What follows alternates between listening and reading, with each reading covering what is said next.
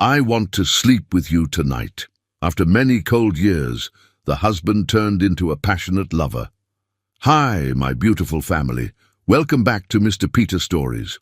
A beautiful prayer for you all from Heavenly God. Heavenly Father, bless this beautiful family gathered to hear Mr. Peter's stories. Grant them good health, peace, and joy in their hearts. Forgive their sins and shortcomings, washing them clean with your divine mercy. Guide Mr. Peter as he shares stories that bring wisdom and happiness. Watch over each family member, keeping them safe in your loving embrace. Thank you for bringing us together in this special community. Amen." My sweet family members, when you write present, I feel I am a teacher of school, and you are my beautiful students. Are you present today? And when I call Binta for something, she also says, "Present, sir," with a beautiful smile. My family, a great news for you. I will start a new channel because many people started clone channels with my names, and most of you think they are Mr. Peter. I have just one channel, and I will start a new one. Please suggest me names. Let's start the story. The clinking of silverware against fine china echoed through the cavernous dining room of the Prince estate. Greer Lake Prince sat at one end of the 14-foot mahogany table, her husband Marius at the opposite end, a physical manifestation of the gulf between them. 5 years of marriage, and still they dined with the formality of strangers. Greer cut into her perfectly seared salmon, the knife slicing through with surgical precision.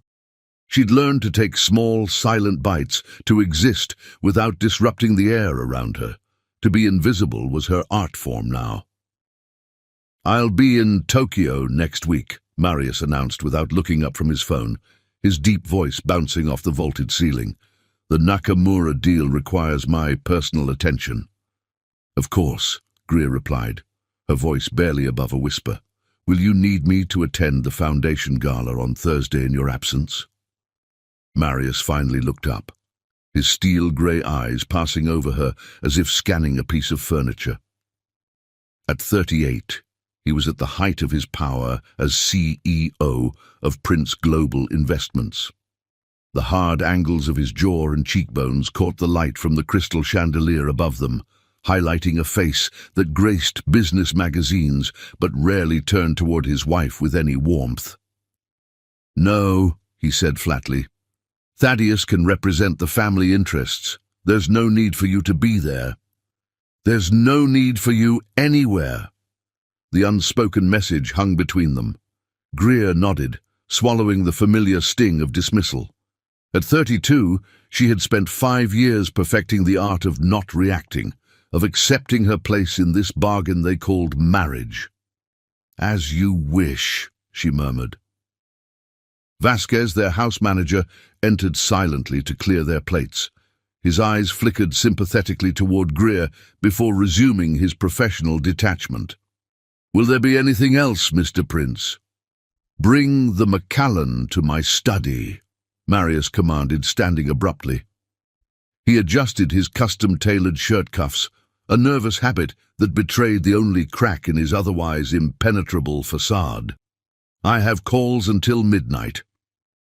He left without another word to Greer, his footsteps fading down the marble hallway of their Westchester County mansion. The 30,000-square-foot home had never felt warm, not even in the height of summer. Its stark white walls and minimalist decor, Marius's choice, not hers, only amplified the emotional vacuum inside. When Vasquez returned, Greer was still sitting motionless, staring at the space her husband had occupied. "Mrs. Prince," he said gently, "would you like your tea in the solarium tonight?" Greer's lips curved into what passed for a smile these days. "Thank you, Vasquez, but I think I'll retire early." The older man hesitated. "If I may, Mrs. Prince, it's a beautiful evening. Perhaps some fresh air would be pleasant before bed?" His kindness nearly broke her. In a house full of staff who maintained Marius's preferred distance, Vasquez alone, seemed to see her fading away day by day. "Perhaps tomorrow," she replied, rising from the table with practiced grace. Upstairs, in her separate bedroom suite, Greer stood before the floor-to-ceiling windows overlooking the manicured grounds. The moon cast silver light across the reflecting pool, creating an otherworldly scene that matched her sense of displacement. She let her gaze drift to the framed photograph on her nightstand, the only personal touch in the sterile room. In it, her parents beamed proudly on their front porch in South Side Chicago, their arms around a younger Greer in a graduation cap and gown. They'd been gone for 6 years now, killed in the same plane crash that had left her orphaned and nearly destitute at 26. The path from that devastated girl to Marius Prince's unwanted wife had been short and brutal. Her parents' medical debts and the discovery that their insurance policy had lapsed had left her with nothing but crushing responsibility. When Octavia Prince, Marius's formidable mother, had proposed the arrangement, Greer had been too broken to refuse. "My son needs a wife of appropriate background to satisfy the board before his ascension to CEO," Octavia had stated clinically over tea in her Manhattan penthouse. "You need financial security and the clearance of your parents' debts. This is a mutually beneficial arrangement, Miss Lake." What Octavia hadn't mentioned was that Greer would be replacing Valencia Montenegro, the fiery socialite who had left Marius at the altar 3 weeks before their wedding, the woman he had actually loved. The intercom beside Greer's bed buzzed, startling her from her memories. "Yes," she answered. "Mrs. Prince, your mother-in-law is on line 1, came the voice of the night assistant. Greer suppressed a sigh. "Put her through, please." The phone rang once before Octavia Prince's commanding voice filled the room. "Greer, I've just heard from Kingsley at Vogue that you declined their profile piece for the power couples issue." No greeting, no pleasantries. Octavia never wasted time on social niceties she deemed unnecessary. "Good evening, Octavia," Greer replied, sitting on the edge of her bed. "I declined because Marius has made it clear he doesn't want media attention on our personal lives." "Nonsense! This is exactly the type of press coverage we need before the Hudson River development announcement. The board responds well to the stability you represent. A prop, a cardboard cutout to stand beside him for photographs." "I'll speak to Marius about it," Greer conceded, knowing she would do no such thing. "See that you do," Octavia said sharply. "And Greer? The Beaumont charity auction is next month.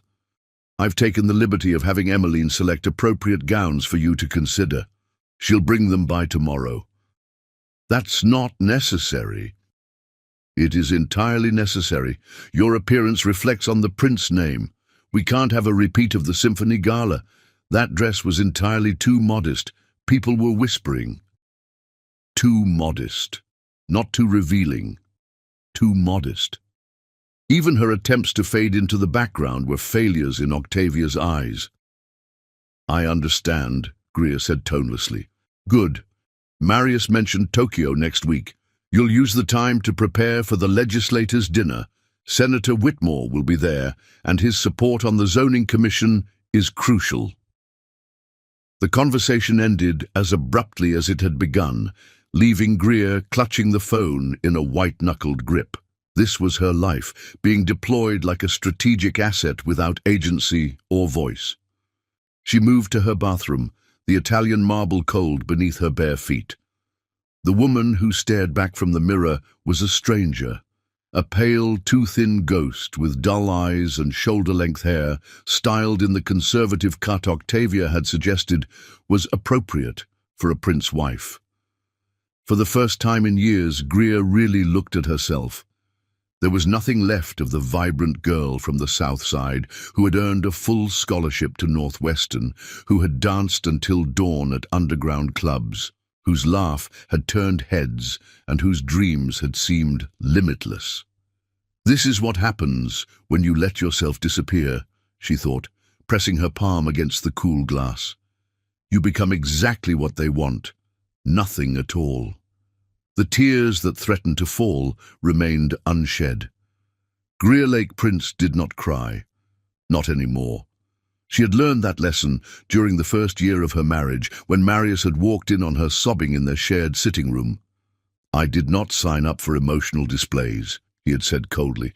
"If you find our arrangement unsatisfactory, perhaps we should reconsider the terms." The threat had been clear.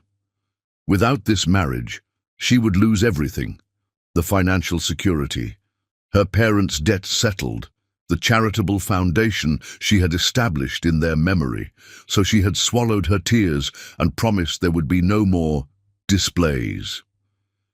Greer turned away from her reflection and mechanically prepared for bed, applying expensive creams and serums that were delivered monthly without her requesting them. Another aspect of her life controlled by the Prince machine. As she slipped between the silken sheets, her phone buzzed with a text. Reaching for it, she was surprised to see the name of Zora Washington, her childhood friend and the only connection to her past that she had maintained despite Octavia's disapproval. "Hey, stranger. Been thinking about you. Drinks tomorrow? Got some news you need to hear in person. The usual spot, 7 p.m. Greer hesitated. Marius would be in meetings all evening, and Octavia's spies, because she was certain the older woman had them, wouldn't follow her to the small jazz club in Harlem where she occasionally met Zora. "I'll be there," she typed back, feeling a flicker of something long dormant, anticipation perhaps, or rebellion. She set the phone down and closed her eyes, listening to the silence of her beautiful prison. 5 years. 5 cold years of being nothing but a contract, an obligation, a box checked on Marius Prince's path to empire.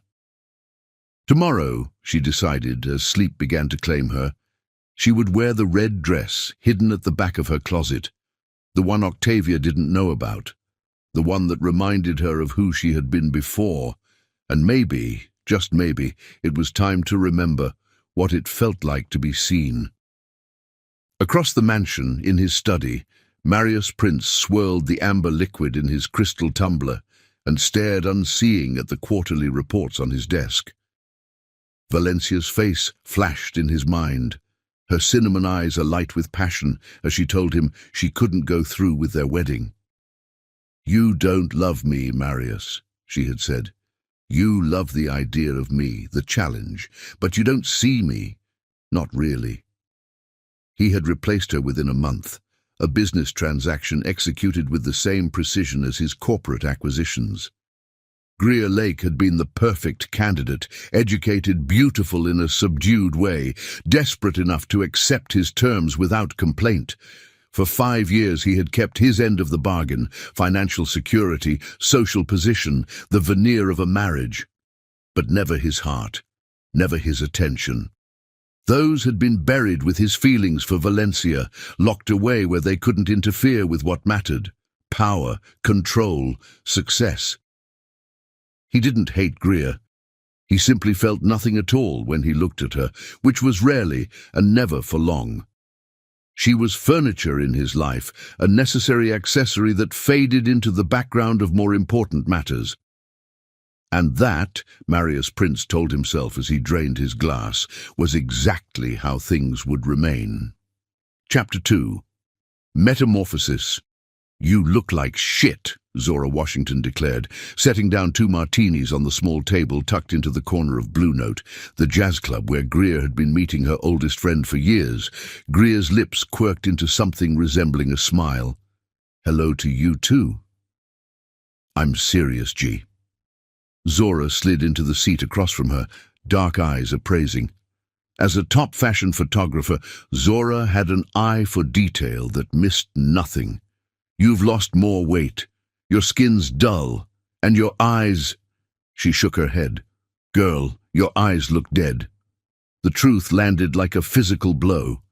Greer reached for her martini, the red dress she'd rebelliously worn, suddenly feeling like a costume rather than the statement she'd intended. "I'm fine," she said automatically, the lie practiced to perfection. "Bullshit," Zora leaned forward, her voice dropping. "What's that bastard doing to you?" "Marius isn't doing anything to me," Greer sighed. "That's rather the point. He doesn't do anything, doesn't say anything, doesn't see anything. I simply exist in his peripheral vision. So leave him." The suggestion hung between them, dangerous and impossible. Greer swirled the olive in her drink. "You know I can't." "Can't or won't," Zora challenged.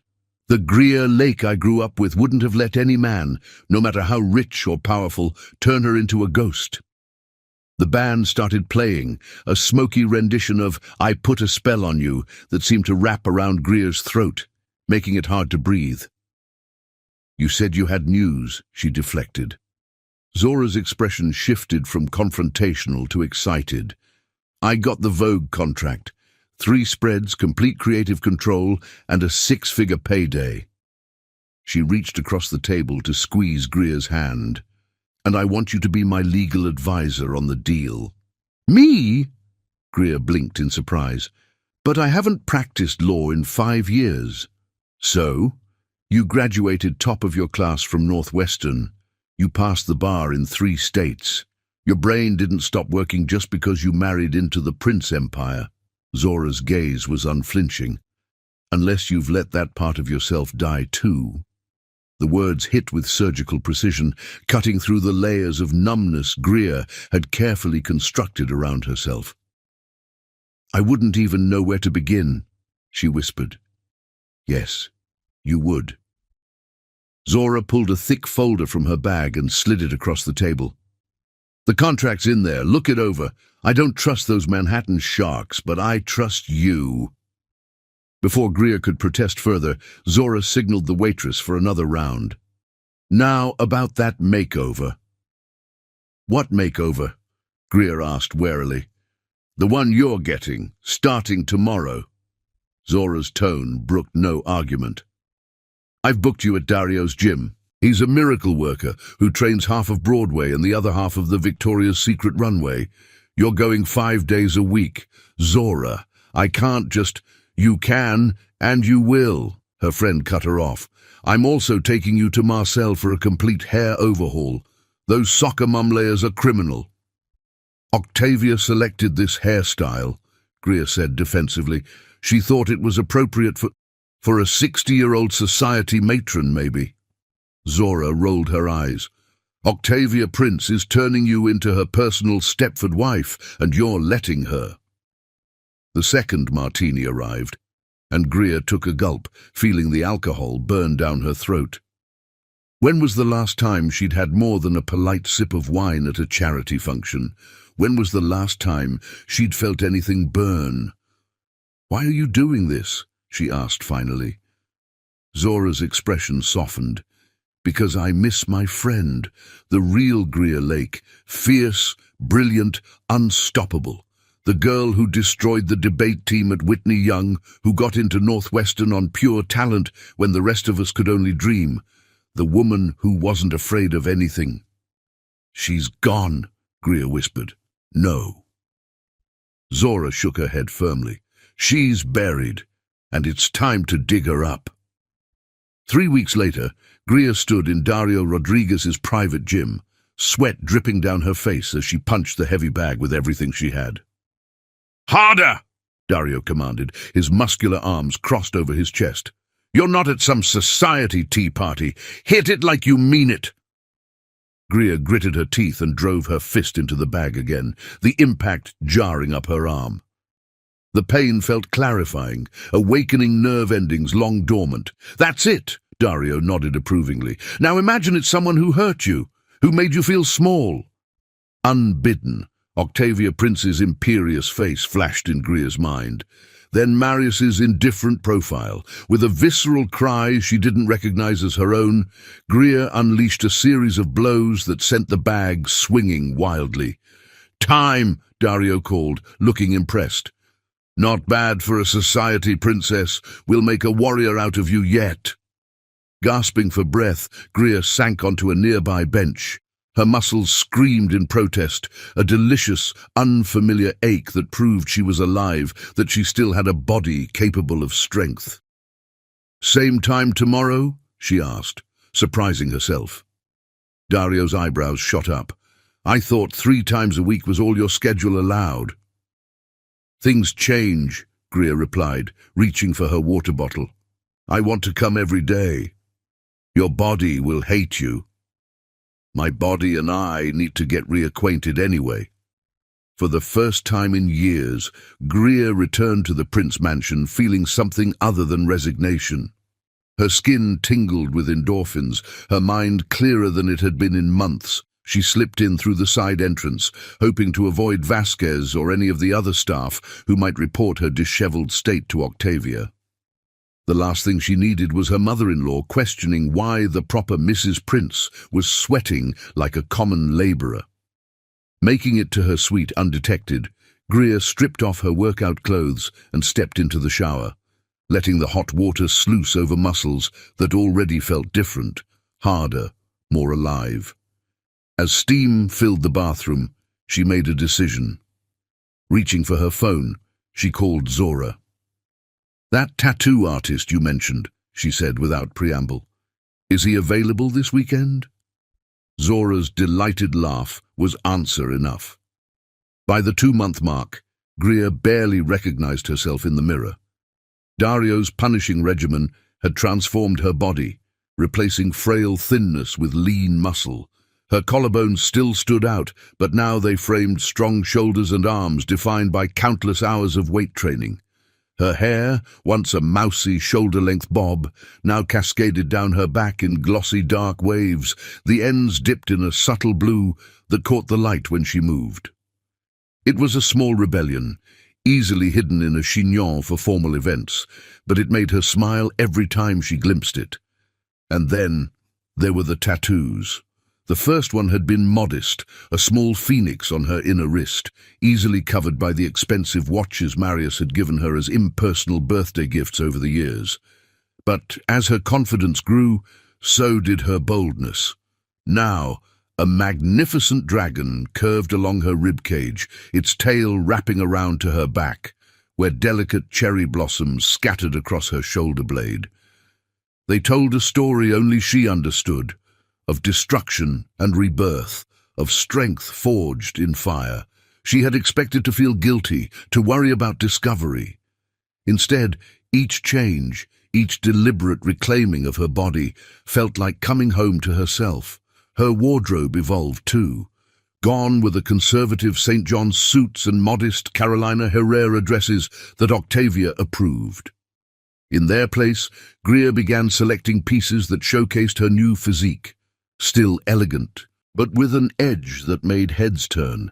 Even Vasquez had noticed, his eyes widening appreciatively when she'd descended the stairs in a form-fitting black dress with a daring cutout that revealed just a hint of the dragon's tail along her side. "Mrs. Prince," he'd said, recovering quickly, "you look different." "Thank you, Vasquez," she'd replied with a genuine smile. "I feel different." The Prince Technologies charity gala had been her first public appearance since beginning her transformation. She'd chosen a dark emerald gown that clung to every new curve, its high collar a deceptively modest contrast to the entirely backless design. With her hair swept up, the cherry blossoms across her shoulder were impossible to miss. The collective gasp when she'd entered the ballroom had been worth every punishing hour in Dario's gym, every moment of pain under the tattoo needle. Octavia had been livid, her face a frozen mask of displeasure as she'd cornered Greer by the ladies' room. "What do you think you're doing?" she'd hissed. "Those vulgar markings are visible to everyone." The Whitmore Foundation director nearly swallowed his tongue. "Good," Greer had replied calmly. "Perhaps it will give him something to think about besides offshore tax havens." "This behavior is unacceptable. What will Marius say?" The question had hung between them, almost comical in its absurdity. Marius barely spoke to her at all. He had been in Tokyo for the past 2 weeks, then straight to London without so much as a phone call. "I don't particularly care what Marius says," Greer had answered, surprising herself with the truth of it. The prince's name has had use of my body for 5 years. I'm reclaiming it. She'd walked away then, leaving Octavia sputtering in shock.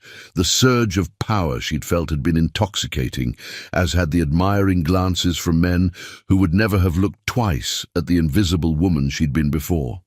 For the first time, Greer understood that her cage had been partially of her own making. She had accepted the terms of her imprisonment so completely that she'd stopped testing the bars. Now, standing in her bedroom as she prepared for the governor's ball, an event Marius would actually attend, having returned from Europe yesterday, Greer contemplated her reflection with critical eyes. The woman who gazed back was a revelation, confident, strong, her eyes no longer dull but alive with purpose. She had rewritten herself physically. It remained to be seen if she could rewrite her future as well. The dress she'd chosen for tonight was her most daring yet, a blood-red silk that moved like water, cut to accentuate every curve Dario had helped her sculpt. The halter neckline drew attention to her toned shoulders and arms, while the low back would reveal the full glory of her cherry blossom tattoo. "Mrs. Prince," came Vasquez's voice through the intercom. "The car will be ready in 15 minutes. Mr. Prince asks that you meet him in the foyer." Asks, not demands. Interesting. "Thank you, Vasquez. I'll be down shortly." Greer applied a final coat of red lipstick, the same shade as her dress. War paint, Zora had called it. Tonight would be the first time she and Marius had been in the same room for more than 5 minutes in over 2 months. The first time he would see the new Greer Lake Prince. She slipped into her Louboutins, enjoying the extra height they gave her. Taking a deep breath, she headed for the door, her heart racing with an emotion she hadn't felt in years. Anticipation. Marius Prince prided himself on his control. Control of his business empire, control of his emotions, control of his reactions. It was a quality that had served him well in the ruthless world of high finance and corporate takeovers. But when his wife of 5 years descended the grand staircase of their home, control became a distant memory. He didn't recognize her at first. This couldn't be Greer, this warrior goddess in red silk, moving with the confidence of a woman who knew her own power. His Greer was quiet, faded, a presence easily overlooked. This woman commanded attention. Her body, once frail to the point of concern, not that he'd expressed it, now curved in ways that made his mouth go dry. Muscle definition showed in her arms and shoulders, still feminine, but undeniably strong. And then there were the tattoos, intricate artwork curved across skin that had once been a blank canvas. When had this happened? How had he not noticed? "You're staring, Marius," she said, her voice lower and more confident than he remembered. "Is something wrong?" He cleared his throat, struggling to regain his composure. "Your back is exposed. The tattoo is inappropriate for the governor's ball." She raised an eyebrow, unintimidated. "The governor's wife has a full sleeve of tattoos herself. I doubt she'll be scandalized." "My mother will be there, and won't that be interesting?" Greer smiled, a predatory curl of lips that he'd never seen before. "Shall we go?" "We wouldn't want to be late." Without waiting for his response, without seeking his approval as she always had before, she swept past him toward the door. The scent of her perfume, something new and intoxicating, lingered in her wake. Marius followed, off balance in a way he hadn't experienced since Valencia had walked out on him all those years ago. Throughout their marriage, he had maintained careful distance from Greer, seeing her as nothing more than a necessary component of his public image. Now, as he watched other men's eyes follow his wife as she entered the ballroom of the Waldorf Astoria, something unfamiliar and dangerous stirred in his chest. Desire, jealousy, possession. All evening, heads turned as Greer moved through the crowd. She spoke with animation to senators and business leaders who had previously overlooked her. She laughed. When had he last heard her laugh? And the sound drew attention from across the room. "Your wife is quite transformed," remarked Howard Whitmore, sliding up beside Marius at the bar. "Barely recognized her. She was always a beauty, of course, but now—" The older man let out a low whistle. "She's magnificent." Marius's hand tightened around his scotch glass. "Indeed." "Lucky man," Whitmore continued, oblivious to the tension radiating from Marius. "Half the men here are wondering how a cold fish like you managed to land a woman like that." The casual insult struck home with uncomfortable accuracy. Marius had been a cold fish, deliberately so. He had married Greer as a business arrangement, never intending to develop feelings, never risking the vulnerability that came with emotional connection. Yet now, watching her accept an invitation to dance from Ricardo Vega, a notorious playboy with a string of broken engagements behind him, Marius felt something crack in his carefully constructed armor. Without conscious thought, he set down his drink and cut across the dance floor, inserting himself between Vega and his wife with barely concealed aggression. "I believe this dance belongs to me," he said, his voice arctic. Vega raised his hands in mock surrender. "Of course, Prince. Just keeping the lady entertained." He turned to Greer with a wink. "Until next time, beautiful." Marius's arm slid around Greer's waist, pulling her against him with uncharacteristic possessiveness. Her eyes widened slightly, but she allowed him to lead her into the dance, her body moving with newfound grace against his. "I wasn't aware you enjoyed dancing," she observed, the subtle scent of her perfume making it difficult for him to concentrate. "In 5 years, you've never once asked me." The accusation was subtle but unmistakable. Had he really never danced with his own wife, even at their wedding? Memory flickered. A perfunctory first dance, performed like a duty, his mind on the Thompson merger rather than the woman in his arms. He had treated their marriage like a business transaction from the very beginning. "You've changed," he said, instead of addressing her point. "Yes." No explanation, no apology. Just a simple acknowledgement of the obvious. "Why?" Her laugh was low and musical. "Why not? Did you imagine I would continue to fade away until I disappeared entirely? I never wanted you to—" "You never wanted me at all," she interrupted, her voice soft but edged with steel. "Let's not pretend otherwise, Marius. We both know why this marriage exists." The music swelled around them, forcing them closer together. He could feel the heat of her body through the red silk, could see the pulse beating at the base of her throat. Had she always been this alive, this vibrant, or had he simply refused to see it? "The contract didn't include transformation," he said, immediately regretting the coldness of his words. "The contract didn't include a lot of things," Greer replied, her eyes locked with his. "It didn't include fulfillment, or respect, or the slightest scrap of affection." Her smile was sad. "But I've stopped expecting those things from you." Before he could respond, the music ended. Greer stepped back from his embrace, the absence of her warmth leaving him unexpectedly bereft. "If you'll excuse me," she said politely. "Governor Holloway's wife wanted to discuss a literacy program I'm developing for underserved communities." She walked away, leaving Marius staring after her with the disconcerting sense that something valuable had slipped through his fingers, something he hadn't even known he wanted until now. For the rest of the evening, he found himself watching her. The confident tilt of her chin, the elegant line of her neck, the way men gravitated toward her like moths to flame. Some primal part of him wanted to stake his claim, to remind everyone, including Greer herself, that she was his wife. But was she? In any real sense? He had kept her at arm's length for 5 years, treating their marriage as nothing more than a convenient arrangement.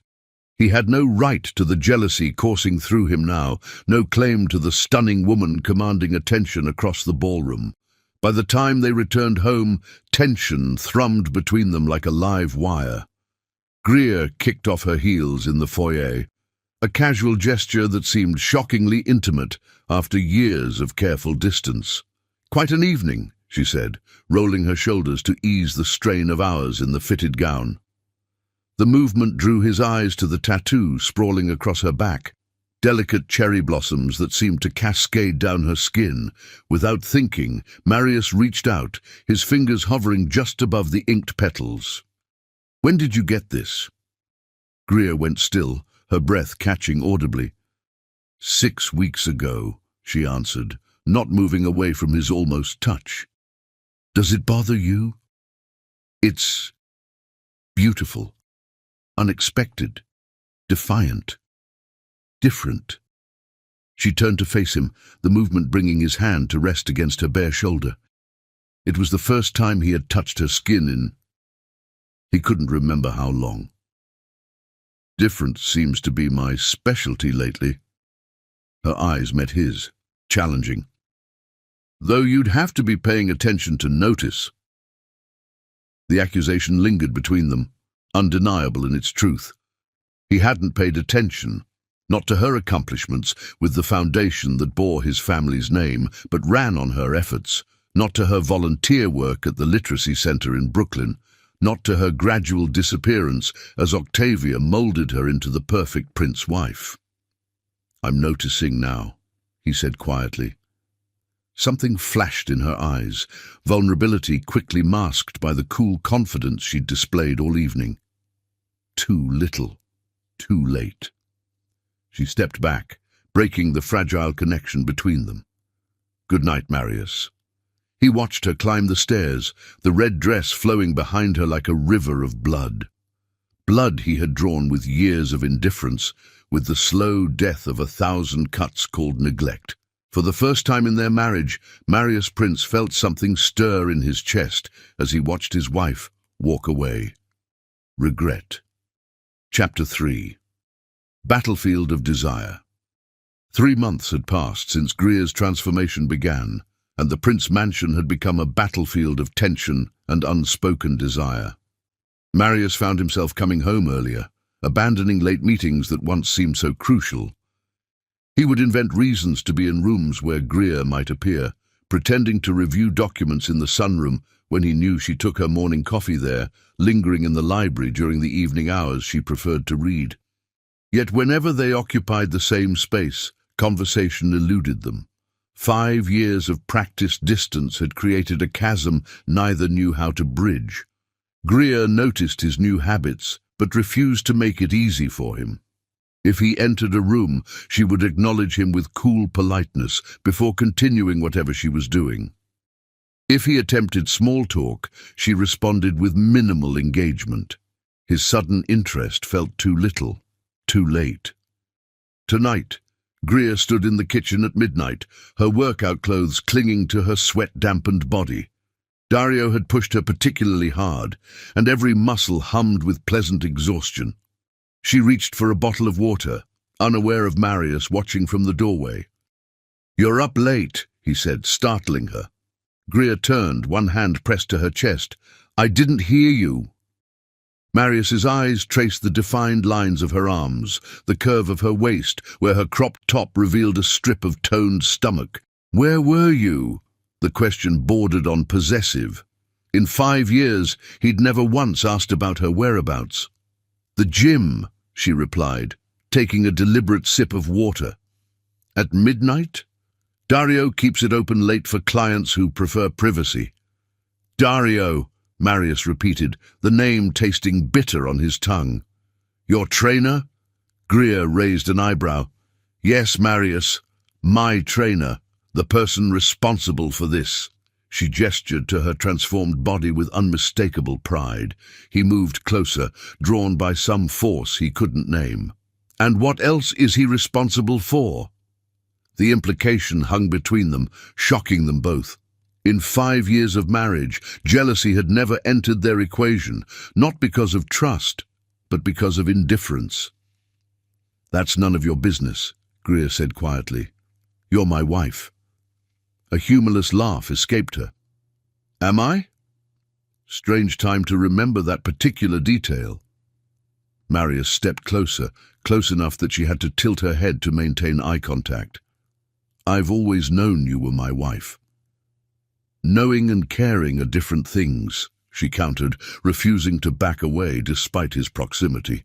"You've never cared before." "And if I care now?" The question hung between them, weighted with possibilities neither had considered in years. Greer's breath caught, but she kept her expression neutral. "Then you're 5 years too late." She attempted to move past him, but Marius caught her wrist, his fingers brushing against the small phoenix tattoo hidden there. "When did you get this?" he asked, his voice rougher than intended. 2 months ago, she answered, not pulling away despite the urge to do so. "You never noticed." His thumb traced the delicate lines of the phoenix, the intimacy of the gesture sending shivers up her arm. "I'm noticing now. That seems to be your new catchphrase." Greer gently extracted her wrist from his grasp. "Good night, Marius." As she walked away, Marius called after her, "The Villand reception is tomorrow night." She paused at the doorway. "I'm aware. Will you be my date?" The formal question, asked with uncharacteristic uncertainty, hung in the air between them. In 5 years, they had attended countless events together, but always as obligatory companions, never as willing partners. "I'll be there," Greer answered without turning. "Whether I'm yours remains to be seen." The Villand reception was held at the Metropolitan Museum of Art, with New York's elite gathered among ancient artifacts and priceless paintings. For once, Marius arrived early, standing at the entrance with uncharacteristic impatience as he waited for his wife. When Greer appeared, the air left his lungs in a rush. She wore a gown of midnight blue that clung to every curve before flowing into a dramatic train. Her back was fully exposed, revealing the dragon tattoo that curved around her ribs and the cherry blossoms scattered across her shoulder blades. But it was her confidence that truly arrested him, the way she held herself like a queen who needed no crown to command attention. "You look—" Words failed him for perhaps the first time in his adult life. "Thank you," she replied with a slight smile, rescuing him from his uncharacteristic speechlessness. "Shall we?" Throughout the evening, Marius found himself distracted, his legendary focus shattered by the woman at his side. She spoke intelligently with museum benefactors, laughed genuinely with artists whose work was featured in the new exhibit, and garnered admiring glances from men who would have previously overlooked her. "Your wife is remarkable," commented Eloise Villand, the evening's hostess. "I had no idea she was so knowledgeable about contemporary art." Marius managed a nod, watching as Greer engaged in animated conversation with a renowned sculptor. "Neither did I," he admitted. The realization struck him with unexpected force. There was so much about his own wife he didn't know. Interests, passions, talents that had remained hidden beneath the quiet compliance he had demanded of their arrangement. Later, as they danced, Marius found himself holding her closer than propriety required, one hand splayed against the bare skin of her back. "Everyone is watching us," Greer murmured, her breath warm against his ear. "Let them watch," he replied, surprising himself with the possessiveness in his tone. She pulled back slightly to study his face. "What game are you playing, Marius?" "No game." His fingers traced the edge of a tattooed cherry blossom on her shoulder. "I simply want to dance with my wife. You've never wanted that before." Her directness was new, another transformation he was still adjusting to. The Greer of 6 months ago would have accepted his attention without question, grateful for any scrap of recognition. "Things change," he echoed her words from their previous encounter, her lips curved in a smile that didn't reach her eyes. "Do they? Or do you simply want what others now desire?" The accusation hit with uncomfortable accuracy. Marius's jaw tightened, but he couldn't deny the truth in her question. It had taken the admiring glances of other men to make him truly see the woman he had married.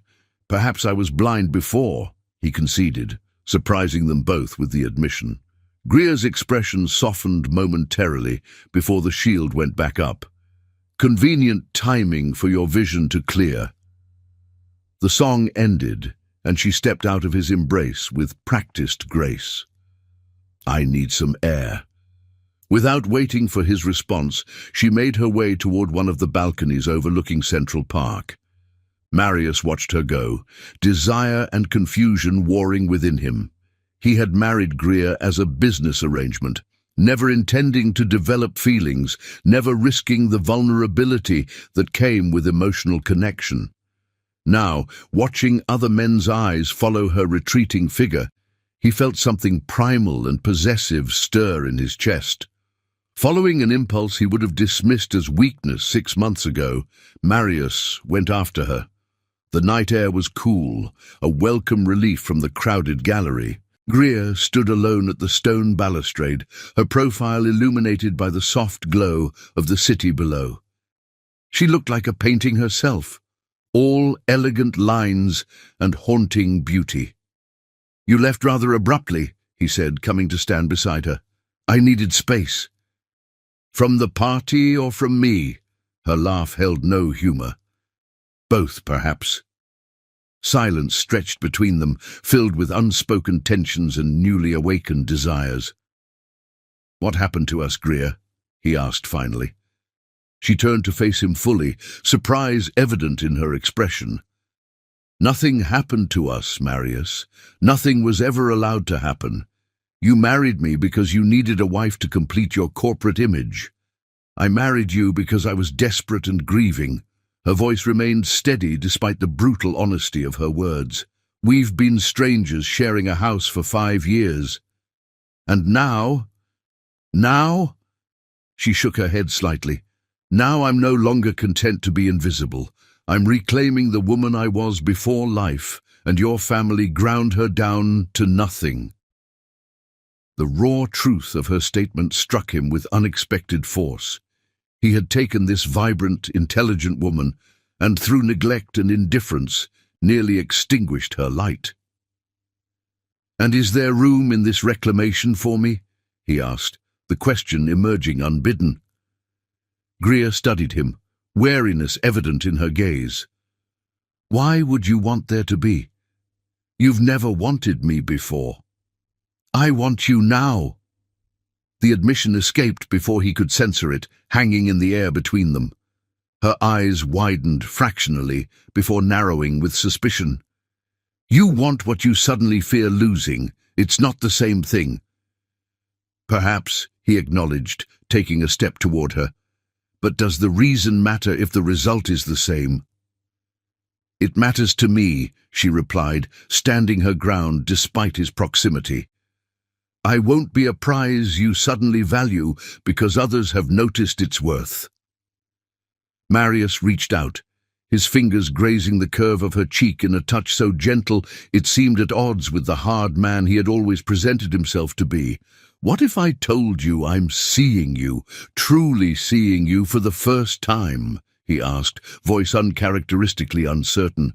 "I'd say you have terrible timing," Greer answered, but she didn't pull away from his touch.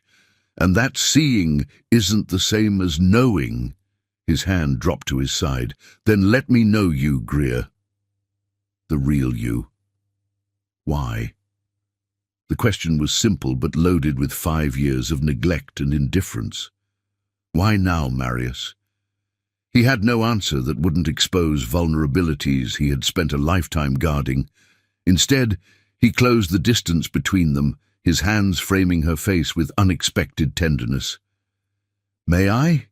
he asked, gaze dropping to her lips. For a heartbeat she seemed to soften, to lean imperceptibly toward him. Then, with visible effort, she pulled back. "No," she said firmly. "You don't get to rewrite 5 years of indifference with one kiss, Marius." She stepped around him, her composure remarkable despite the charged moment they had just shared. "I'll be taking a separate car home," she informed him, all business once more. "Don't wait up." As she walked away, Marius felt something unfamiliar crack open in his chest, the first fissure in the ice that had encased his heart for years. The battle for Greer's heart had begun, and for the first time in his life, Marius Prince wasn't certain of victory. Chapter 4. Desperate Measures. 2 weeks had passed since the villain reception, 2 weeks of escalating tension within the Prince mansion. Marius found himself in unfamiliar territory, pursuing a woman who showed no interest in being caught. For the first time in his life, his considerable resources and power seemed inadequate to the task at hand. He sent flowers, arrangements so lavish they required 2 delivery men to carry them. Greer thanked him politely and donated them to the children's hospital the next day. He had his assistant clear his schedule for a weekend, suggesting they fly to Paris on a whim. Greer declined, citing prior commitments with her literacy program in Brooklyn. He even resorted to leaving a blue Tiffany box containing a diamond necklace worth more than most people's homes on her pillow.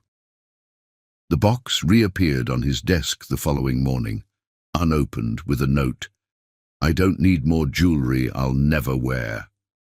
Marius Prince wasn't accustomed to failure. In business, he identified what he wanted and acquired it, regardless of obstacles. But Greer remained elusive, physically present yet emotionally unreachable. Tonight, he waited in the dimly lit kitchen, knowing she would return late from her gym session with Dario. The knowledge that she spent hours with the muscular trainer still twisted something unpleasant in his gut, a feeling he refused to identify as jealousy. When she entered, flushed and glowing from exertion, he straightened from his casual lean against the counter. "You're up late," Greer observed, echoing his words from weeks before. "I wanted to see you," he replied simply. She reached past him for a bottle of water, her body close enough that he could feel the heat radiating from her skin. "Here I am. Have dinner with me tomorrow. I have plans. Cancel them."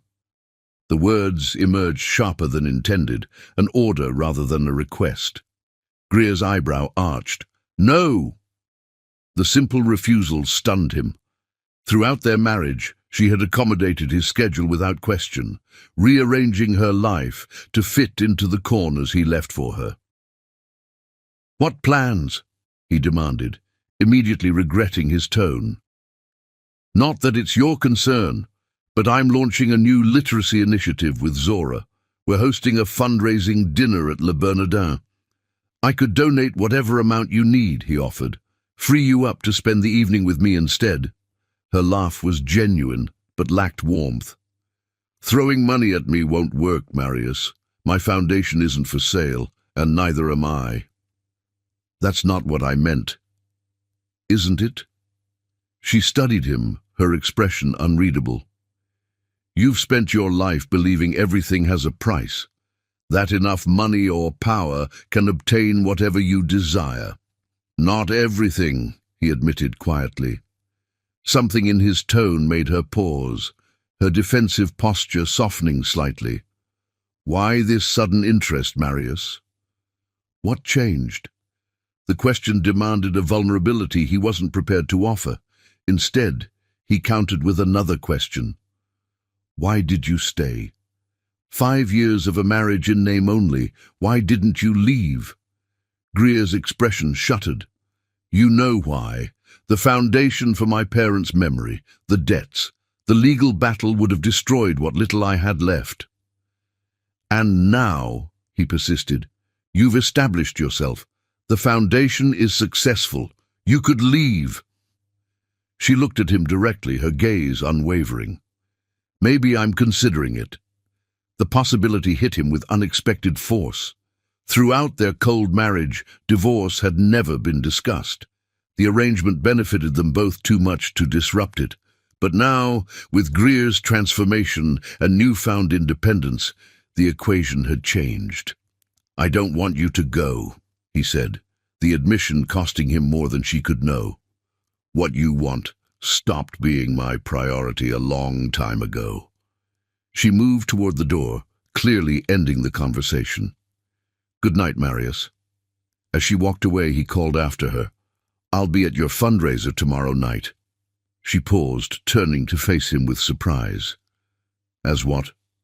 "As your husband," he answered, "and as a donor."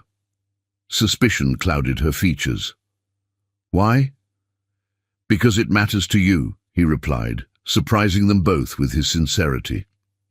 For the first time in weeks, Greer's expression softened with something close to warmth. "Thank you," she said simply, before disappearing up the stairs. Marius stood alone in the kitchen, feeling as though he'd finally won a small but significant victory. Le Bernardin glittered with New York's elite, not the usual corporate titans and socialites of Marius's world, but artists, writers, educators, and advocates drawn by Greer and Zora's vision of literacy programs for underserved communities. Marius stood at the edge of the crowd, observing his wife in her element. She moved through the room with graceful confidence, her passion evident as she described the initiative to potential donors. The black jumpsuit she wore was elegant but understated, allowing her ideas, rather than her appearance, to command attention. "Well, well," came a familiar voice beside him, the Ice King himself, mingling with the commoners. He turned to find Zora Washington regarding him with open skepticism. "Zora," he acknowledged with a nod. "It's been a while." "5 years, give or take," she replied coolly. "Funny how you only started showing up when Greer stopped fading into the background." Her directness was refreshing after years of people deferring to him out of fear or ambition. "You've always spoken your mind. Someone needs to." She sipped her champagne, eyes never leaving his face. "What's your game, Prince? Suddenly playing the devoted husband after years of treating her like furniture." "It's not a game." "Everything's a game to men like you," Zora countered. "Life's just a series of acquisitions and power plays, but Greer isn't a company you can buy when its stock becomes valuable." The accuracy of her assessment stung more than he cared to admit. "You don't know me." "I know what you did to my best friend," she replied, voice low with contained anger. "I watched her disappear a little more every day for 5 years, trying to be what you and your mother wanted. Do you have any idea what that does to a person?" Before he could respond, Greer appeared at Zora's side, her smile faltering slightly when she saw them together. "Everything okay here?" she asked, eyes moving between them. "Perfect," Zora assured her with a smile that didn't reach her eyes. "Just getting reacquainted with your husband." She squeezed Greer's arm. "I need to check on the auction items. Don't let him write a check big enough to buy your forgiveness." With that parting shot, she disappeared into the crowd, leaving an uncomfortable silence in her wake. "She's protective," Greer said finally. "With good reason, apparently," Marius replied, surprising her with the admission. "She seems to think I've treated you badly." "Haven't you?" The simple question, asked without accusation, struck him with unexpected force.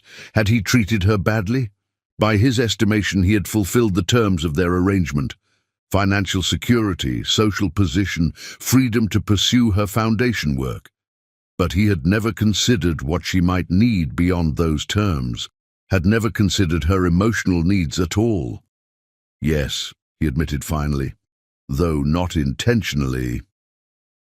"Does that make it better or worse?" she asked, genuine curiosity in her tone.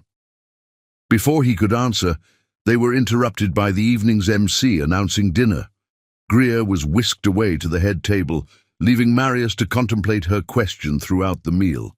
The fundraiser was impressively organized, raising over $2 million for the literacy initiative. Marius contributed a substantial sum, but took care to do so without fanfare, sensing that a public display would only reinforce Zora's accusation of trying to buy forgiveness. Later, as the evening wound down, he found Greer on the restaurant's terrace, taking a moment of quiet after the successful event. "Congratulations," he said, coming to stand beside her. "The Foundation's work is extraordinary." She glanced at him, surprised by the genuine praise. "Thank you. It's the most meaningful thing I've done." "I know." At her questioning look, he elaborated, "I've been following the Foundation's progress. The literacy rates in the pilot schools have improved remarkably. You've been paying attention?" Genuine surprise colored her voice. "Recently, yes," he admitted. "I should have been all along." Silence settled between them, not entirely uncomfortable for once. "Your question earlier," he said finally, "about whether unintentional harm is better or worse." He paused, gathering thoughts he rarely articulated. "I think it's worse. To hurt someone without even being aware of it, that speaks to a fundamental failure of perception, of empathy." Greer turned to him, truly seeing him perhaps for the first time in years. "That's surprisingly insightful." "Don't sound so shocked," he replied with a hint of self-deprecating humor. "Even ice kings have moments of clarity." A genuine smile curved her lips, a small victory that felt more significant than any business deal he'd ever closed. "Zora's description. Accurate, wouldn't you say? Until recently." Her expression turned thoughtful. "What changed, Marius? Really?"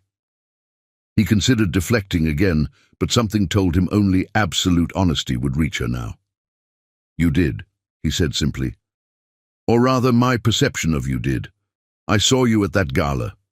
Truly saw you for perhaps the first time, and realized I'd been living with a stranger, a remarkable woman I'd completely failed to know." "So it was the physical transformation that caught your attention," she concluded, disappointment evident in her tone. "At first," he acknowledged, unwilling to lie, "I'm not proud of that, but it's become more. I find myself wanting to know the woman behind the changes, the mind that created this foundation, the heart that still cares enough to try despite years of indifference." Greer studied him, wariness battling with something softer in her expression. "And if I don't want to be known by you, if it's too late," the possibility sliced through him with unexpected pain. "Then I'll have to accept that," he said quietly. "But I hope you'll give me the chance to try." Before she could respond, her phone buzzed with a message. Glancing at it, she sighed. "I need to handle something with the cleanup crew. Wait here." He nodded, watching her walk back inside with a mixture of hope and trepidation. For the first time in his adult life, Marius Prince wasn't in control of a situation's outcome, and the feeling was both terrifying and oddly exhilarating. When Greer returned 20 minutes later, fatigue was evident in the set of her shoulders, though her composure remained intact. "Ready to go home?" he asked. She nodded, following him to where his driver waited with the car. The ride back to Westchester passed in comfortable silence, Greer's eyes drifting closed as the events of the day caught up with her. Arriving home, Marius gently touched her shoulder. "We're here." Greer blinked awake, momentarily disoriented. Without thinking, he helped her from the car, his hand supporting her elbow in a gesture that felt both foreign and natural. In the foyer, she turned to him with a tired smile. "Thank you for coming tonight. It meant something to the Foundation." "To the Foundation," he repeated. "Not to you." She hesitated, then offered a small concession. "To me as well." Their eyes held for a moment, the air between them charged with possibilities neither had considered before her transformation. Then Greer took a step back, breaking the tentative connection. "Good night, Marius." As she climbed the stairs, he called after her, "Have dinner with me tomorrow. Just us." She paused, looking back at him with an unreadable expression. "Why?" "Because I'd like to know my wife," he answered simply. "Better late than never." A ghost of a smile touched her lips. "We'll see." It wasn't a yes, but it wasn't a no either. Marius counted it as progress. For the first time in their marriage, Marius found himself planning a date with his own wife. He spent hours ensuring every detail was perfect, selecting the restaurant himself rather than delegating to his assistant. choosing a private table overlooking Central Park, even arranging for her favorite flowers, information gleaned from Vasquez, who seemed unexpectedly supportive of his efforts. When Greer descended the stairs that evening, he felt his breath catch. She wore a simple black dress that emphasized her toned figure without ostentation, her hair swept up to reveal the elegant line of her neck. "You look beautiful," he said, the compliment genuine rather than perfunctory. "Thank you," she replied, her expression guarded but not unwelcoming. "Where are we going?" "That's a surprise," he answered, offering his arm with uncharacteristic gallantry. To his surprise, she accepted it, her touch light but present as they walked to the waiting car. At the restaurant, conversation flowed more easily than either had expected. Marius found himself genuinely interested in her foundation work, asking questions that revealed his growing respect for her vision. Greer, in turn, showed curiosity about his current business projects, offering insights that reminded him of her own sharp intelligence. "I forget sometimes that you have a law degree," he admitted, as they discussed a regulatory challenge his company faced. "Most people do," she replied with a wry smile, "including me for a while. Why did you never practice?" She traced the rim of her wineglass, considering the question. "At first, it was the grief after my parents died. Then the marriage. Octavia made it clear a prince wife didn't need a career." "And you accepted that?" he asked, genuinely curious. "The woman sitting across from me now doesn't seem like she would." "The woman sitting across from you now didn't exist then?" Greer answered simply. "I was drowning in grief and debt. Your mother offered a life raft and I took it." "At the cost of yourself," he observed quietly. Her eyes met his, surprised by his perception. "Yes." The simple acknowledgement hung between them, more intimate than any physical touch. "I'm sorry," he said, the words unfamiliar on his tongue. "For my part in that." Greer studied him, searching for sincerity and seemingly finding it. "Thank you." The evening continued, each revelation building a tentative bridge across 5 years of distance. When they returned home, something had shifted between them. Not forgiveness exactly, but perhaps the beginning of understanding. At her bedroom door, Marius resisted the urge to push for more than this fragile new connection could bear. "Thank you for tonight," he said instead. "It was surprisingly enjoyable," she admitted with a small smile. "High praise indeed," he replied, matching her lighter tone. "Would you consider doing it again?" She tilted her head, considering him with new eyes. "Perhaps." He accepted the ambiguous answer with a nod, knowing he had no right to expect more after years of neglect. "Good night, Greer." As he turned to leave, her voice stopped him. "Marius." He looked back, hope rising unbidden in his chest. "Why now?" she asked, the question that had lingered between them for weeks. "Is it just because others suddenly find me desirable? Because I'm not invisible anymore?" The raw vulnerability beneath her question struck him deeply. How many times had she wondered if she was truly unworthy of attention? If her value as a human being was conditional on her appearance or others' approval? "It started there," he admitted, choosing honesty over pride. "I'm not noble enough to claim otherwise, but it's become more." He took a step toward her, close enough to see the wariness in her eyes. "I find myself thinking about you, wondering what you're doing when we're apart, wanting to know your thoughts, your dreams, the parts of yourself you've kept hidden all these years. Wanting isn't the same as deserving," she replied softly. "No," he acknowledged, "it isn't. I haven't earned your trust or your affection, but I'd like the chance to try." For a moment, something softened in her expression, a glimpse of the woman beneath the carefully constructed armor she now wore. Then it was gone, replaced by the cool composure he had come to both admire and regret. "Good night, Marius," she said, stepping into her room and closing the door gently but firmly between them. Alone in the hallway, Marius Prince confronted an unfamiliar emotion, determination not born of ambition or pride, but of genuine desire to earn what he had carelessly discarded for 5 years. His wife's heart. Chapter 5. Breaking Point. 3 months had passed since Greer's transformation began. 3 months of Marius watching his wife become someone new, confident, vibrant, desired by others. 3 months of him trying to reclaim what he'd never truly valued before. Tonight, the tension that had been building between them reached its breaking point. Greer returned home late from a charity event she'd attended alone, her heels clicking against the marble floor of the foyer.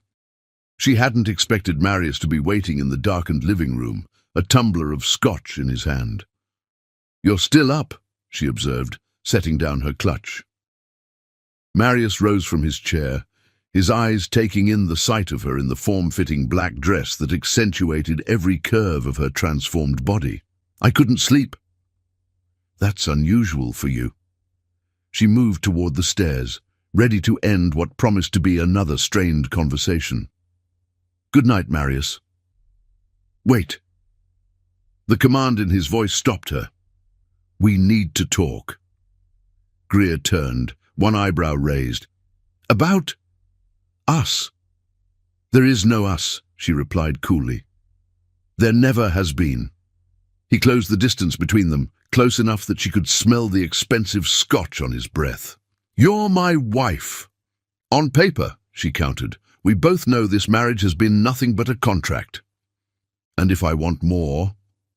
The question hung between them, loaded with possibilities neither had considered until her transformation began. Greer laughed, a bitter, beautiful sound. "Now you want more? After 5 years of nothing?" Something in her tone, the raw hurt beneath the defiance, made Marius wince. "I know I don't deserve a second chance." "You never even took a first chance," she corrected him. "You've looked through me for 5 years, Marius. I was convenient, invisible, undemanding, exactly what you and your mother wanted." He ran a hand through his hair, a rare gesture of frustration from a man who prided himself on control. "And now?" "Now, I'm none of those things," she said simply. "And suddenly you're interested." "It's more than interest." His voice dropped, roughened with an emotion she'd never heard from him before. "I can't stop thinking about you." "You mean you can't stop thinking about this?" She gestured to her body, the curves that hadn't existed 6 months ago, the confidence that made men turn their heads when she entered a room. "You want what others want now. It's not the same as wanting me." Marius stepped closer, backing her against the wall beside the staircase. "You think I don't know that? You think I don't hate myself for only seeing you now?" His hands braced against the wall on either side of her, caging her between his body and the polished marble. "But I am seeing you, Greer. Finally." Her heart raced, betraying her outward composure. For 5 years she had yearned for him to look at her like this, with desire, with need. Now that he was, she didn't trust it, couldn't trust it. "Move," she said, her voice steadier than she felt. "No." He leaned closer, his breath warm against her neck. "Not until you hear me out." "I've heard everything you have to say." She placed her hands against his chest, intending to push him away, but the solid warmth of him beneath her palms sent an unexpected jolt through her body. "There's nothing left to discuss." "There's everything left," he insisted, one hand moving to cup her face with surprising gentleness. 5 years of silence, 5 years of distance. I want to make up for lost time."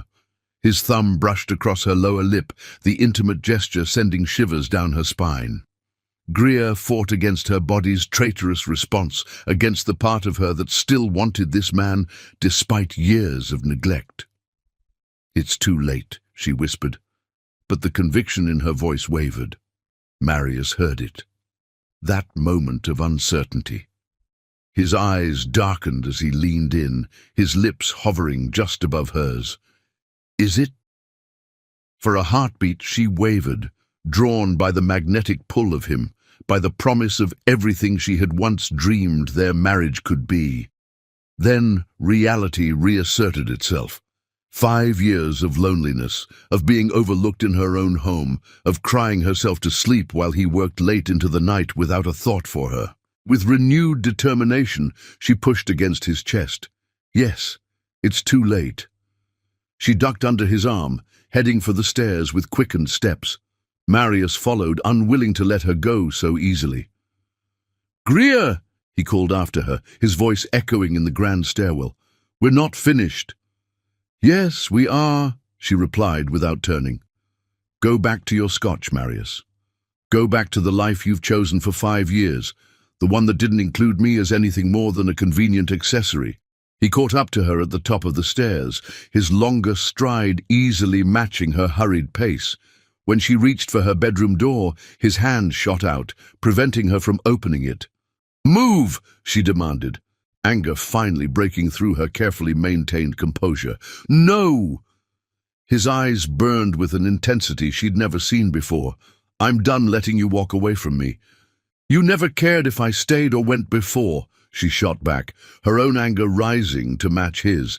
"You didn't notice me unless you needed a pretty prop for some corporate function." "I notice you now," he growled, crowding her against the door. "I see nothing but you." "Because I'm different now," she argued, "because I'm not the meek, grateful charity case your mother selected for you." "Because you're you again," he countered, surprising her. "The fire that drew me to you in the first place. It's back. The passion, the intelligence, the refusal to be overlooked. I see you, Greer. Finally." His admission stunned her into momentary silence. He'd never spoken of their first meeting, never given any indication that he'd seen anything in her beyond convenience. Taking advantage of her confusion, Marius leaned closer, his body pressed against hers in a way that made her breath catch.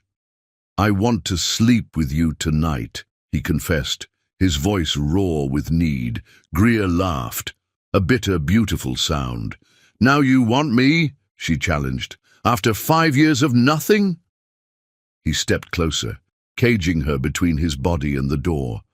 "I was a fool," he admitted, "but I can't ignore this anymore. I need you." The naked honesty in his voice shook her more than the physical proximity.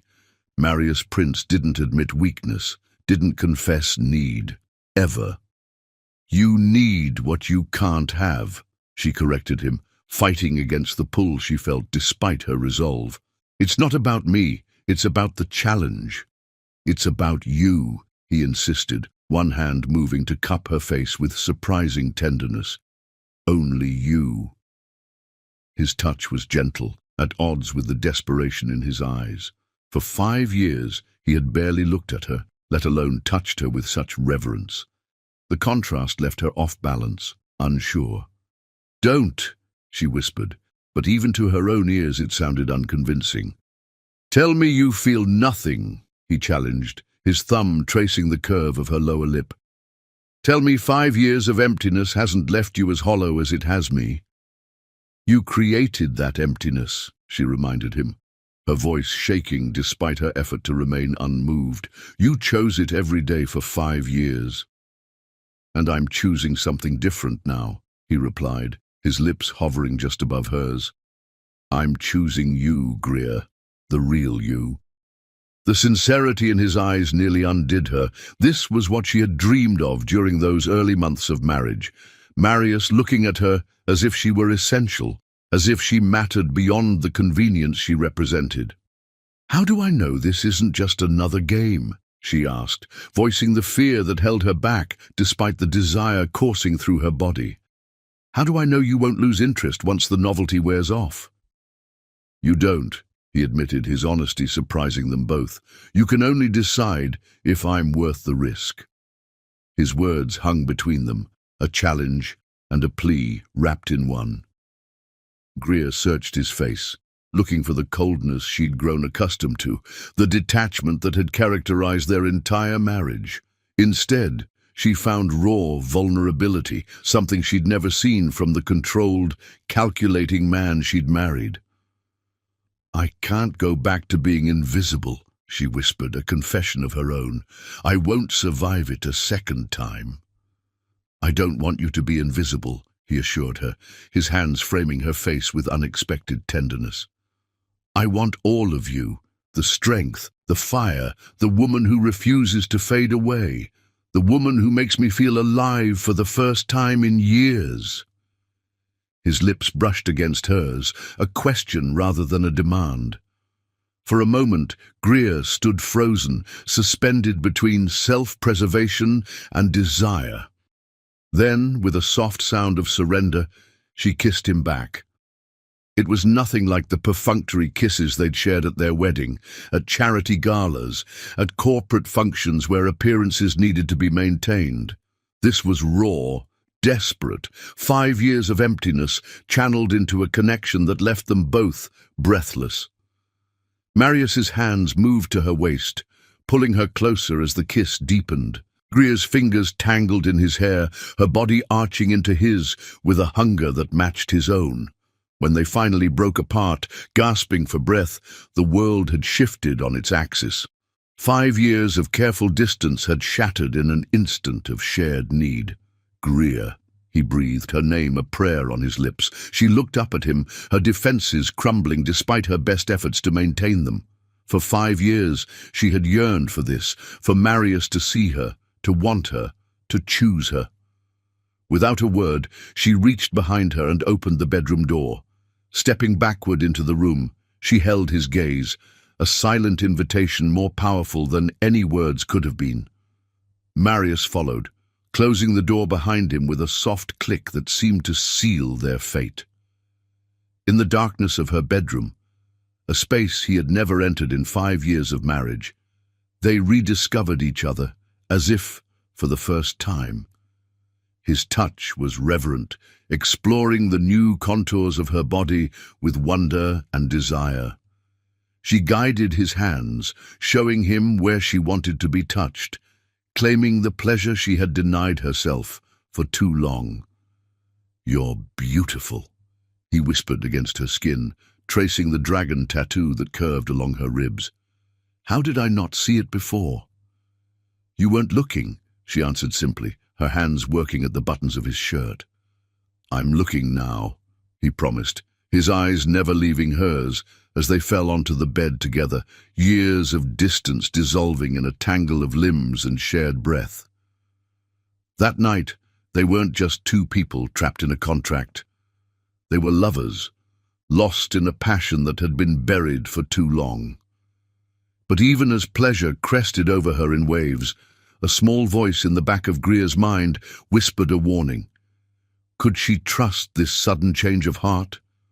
Or would morning light bring regret and the return of the cold, distant man she'd been married to for 5 years? Only time would tell if this night was truly a new beginning, or merely a momentary escape from the emptiness that had defined their marriage for far too long. Chapter 6. Morning Light. Dawn filtered through the curtains, bathing Greer's bedroom in soft golden light. She stirred, consciousness returning slowly as the warmth of another body registered against her skin. For a moment, confusion clouded her mind, then memory rushed back. Marius, the confrontation in the hallway, his desperate confession, their night together. She kept her eyes closed, savoring the unfamiliar feeling of his arm draped across her waist, his breath warm against her neck. 5 years of marriage, and this was the first time they had shared a bed through the night. Beside her, Marius awakened, his body tensing slightly as awareness returned. She felt his hesitation, the slight withdrawal of his arm from her waist, and braced herself for rejection. This was the part where reality would reassert itself, where the passion of the night would dissolve in the harsh light of day. "Greer," he said softly, his voice rough with sleep. "Are you awake?" She opened her eyes, turning to face him. Yes. His expression was unreadable, grey eyes studying her with an intensity that made her heart race. She waited for him to speak, to establish the tone for whatever came next. He began, then faltered, a rare occurrence for a man who commanded boardrooms with unwavering confidence. Last night was a mistake, she supplied, defensive walls reconstructing themselves with practiced efficiency. No, he said quickly, surprising her. Not a mistake, but His gaze dropped, another uncharacteristic display of uncertainty. I stole that moment from you. The admission confused her. What do you mean? Marius sat up, sheets pooling around his waist as he ran a hand through his disheveled hair. I pushed you, cornered you, demanded what I had no right to ask for after 5 years of nothing. Understanding dawned as Greer studied him in the morning light. This wasn't the rejection she had feared, but something equally unexpected. Remorse. You didn't force me, she said carefully. I made my choice. After I backed you against a wall, he countered, self-recrimination evident in his tone. After I refused to let you walk away. She sat up as well, pulling the sheet around her body in a gesture that was more about regaining equilibrium than modesty. Why does this bother you now? You've always taken what you wanted without question. Because I don't deserve you, he whispered, the raw honesty in his voice catching her off guard. I never have. 5 years of marriage, and this was the most vulnerable she had ever seen him. The composed, calculating Marius Prince she knew had been replaced by a man grappling with emotions he seemed ill-equipped to handle. Why the sudden crisis of conscience, she asked, trying to understand this unexpected shift. He met her gaze directly, his expression more open than she had ever seen it. Because last night meant something to me. Something I didn't expect, something I don't have the right to claim after how I've treated you. The admission hung between them, charged with implications neither had anticipated. Greer studied him, searching for signs of manipulation or calculation, but finding only genuine remorse. What do you want from me, Marius? She asked finally, cutting to the heart of the matter. A night of passion to satisfy your curiosity. Permission to return to our carefully cultivated distance. What? I want a second chance, he said quietly. A chance to be the husband I should have been from the beginning. She laughed, though there was more sadness than humor in the sound. We never had a first chance. Our marriage was a business arrangement from day one. Financial security for me, a suitable corporate wife for you. It doesn't have to stay that way, he insisted, reaching for her hand, but stopping short of touching her, as if uncertain of his right to do so. We could start over. Try to build something real. The offer was everything she had once dreamed of hearing in those early months of marriage when hope had not yet been extinguished by his consistent indifference. Now it left her wary, suspicious of his motives and the timing of this apparent change of heart.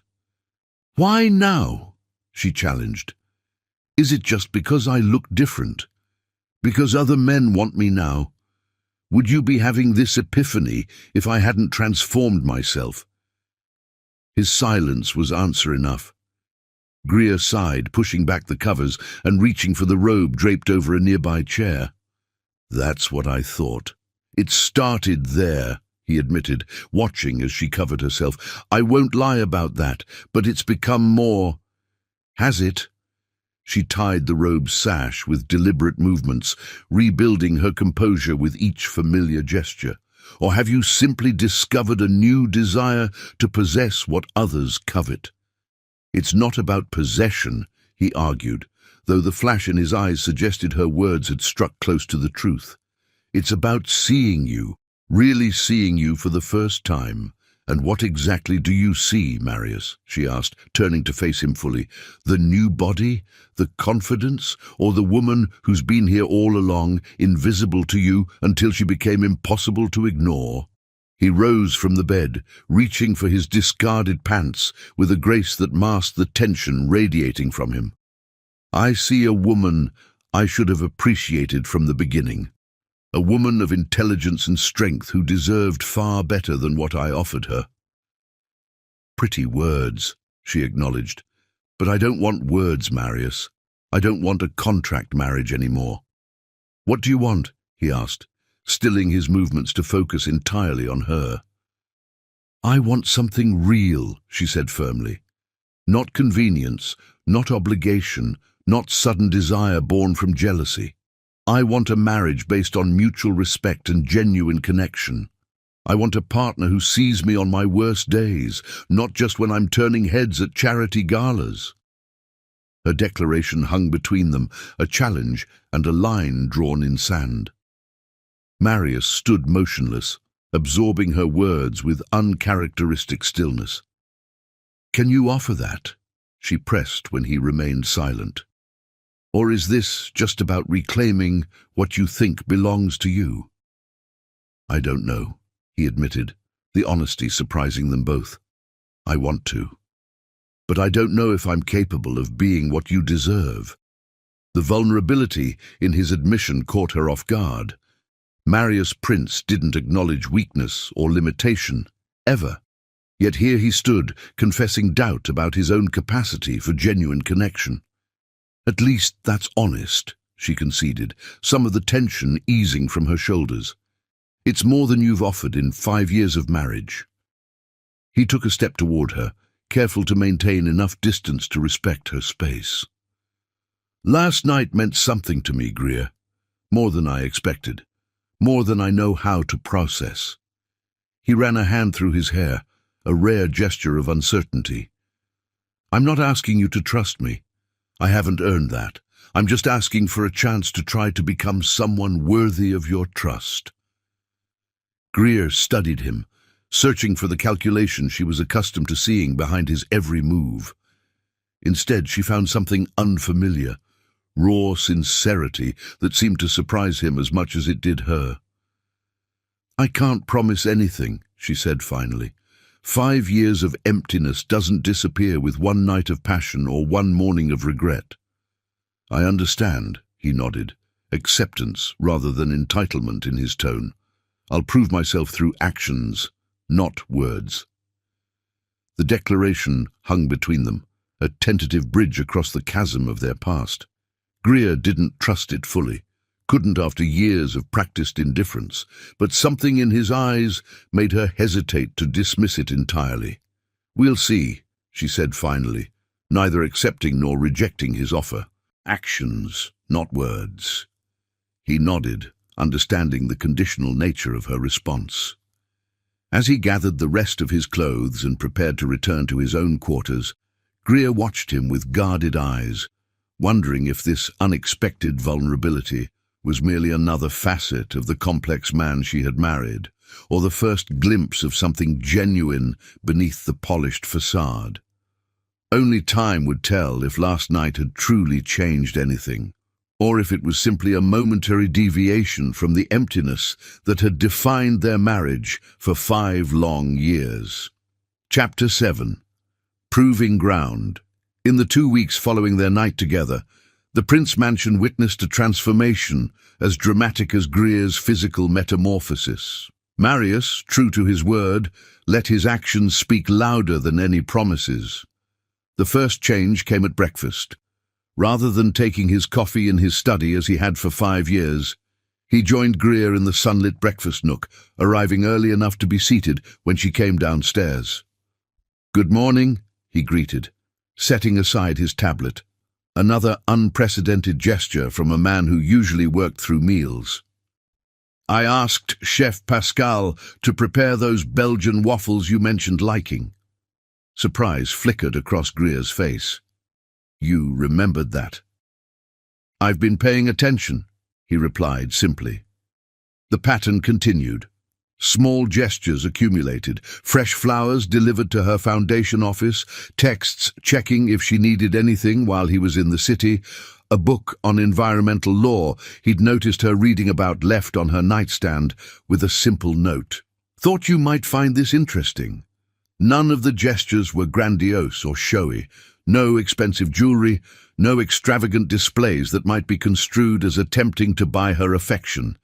Instead, they demonstrated something more valuable: attention, consideration, respect.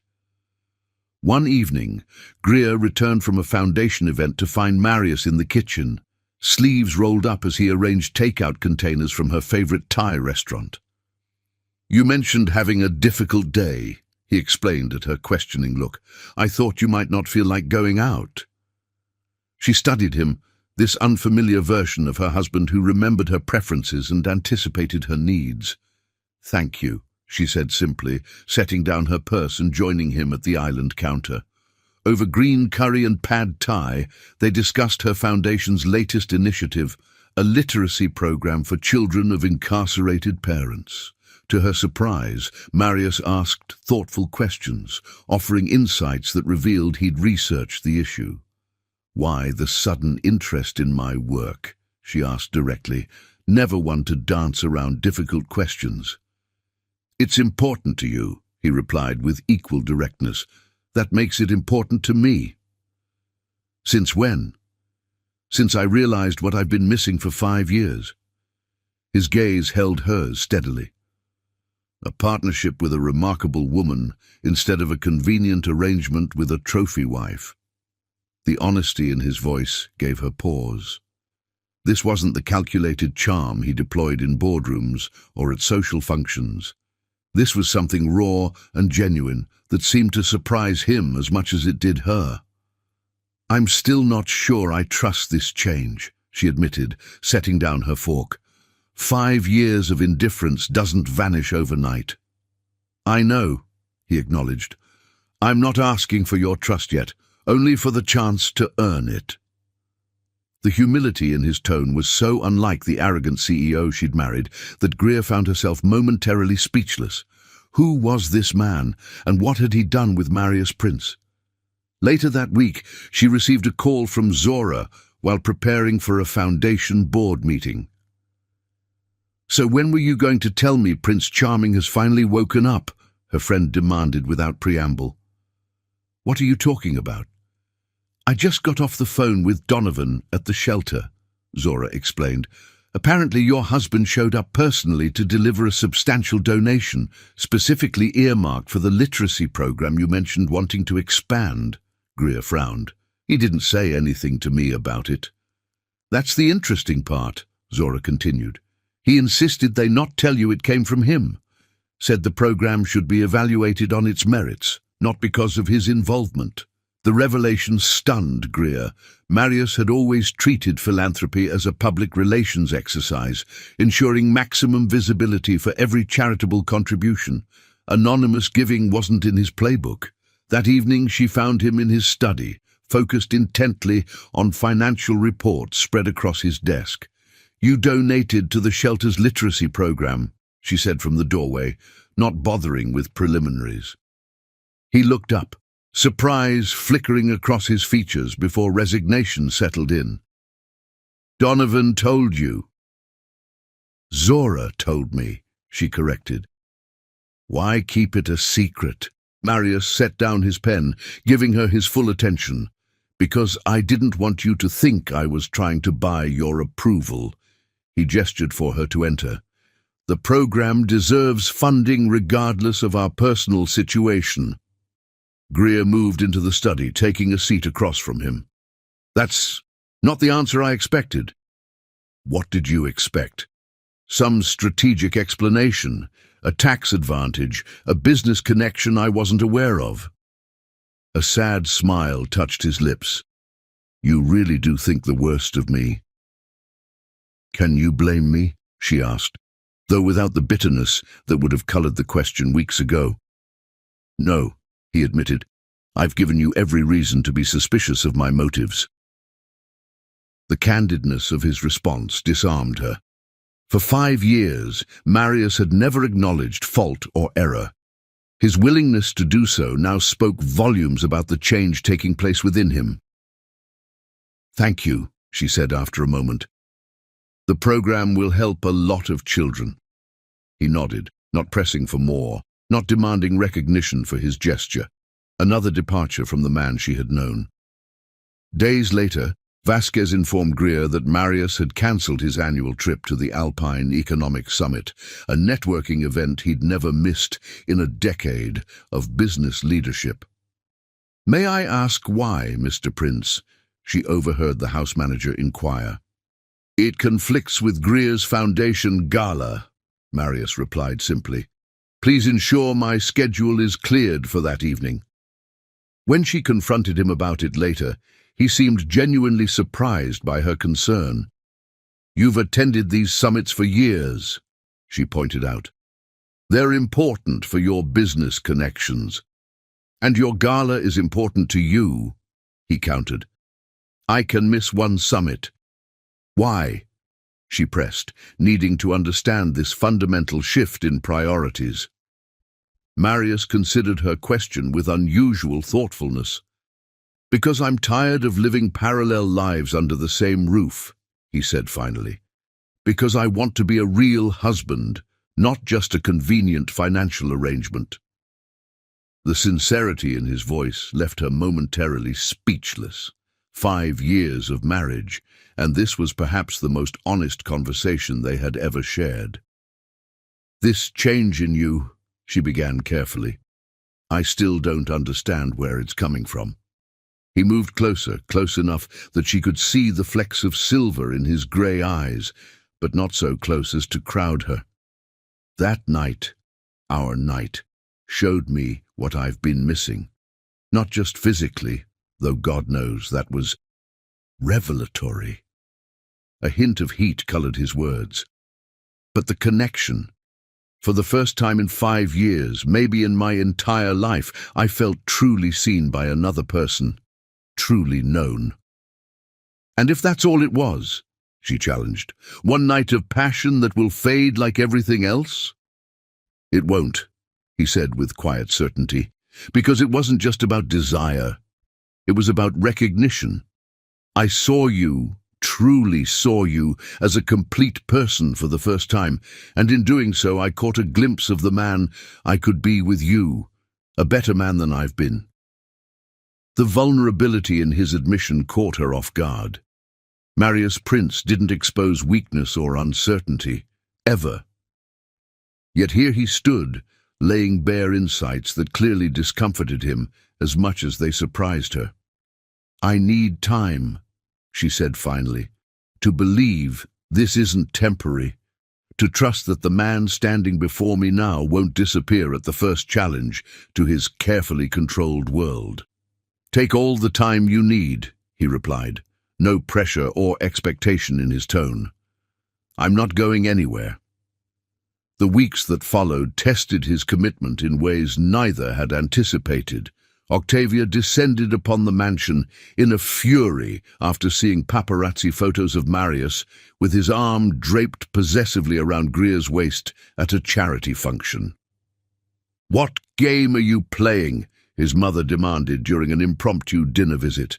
"The board is already whispering about your cancelled summit appearance. Now these public displays with her?" She gestured dismissively toward Greer, as if she weren't seated at the same table.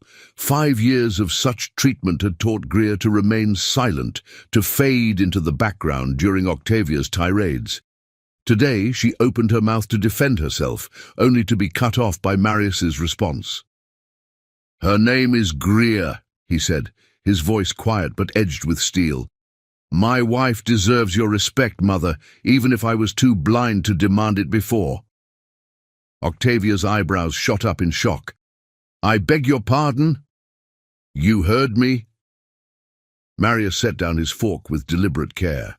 "I will not tolerate you speaking to or about my wife as if she's an inconvenient accessory rather than an equal partner in this marriage." "Equal partner?" Octavia scoffed.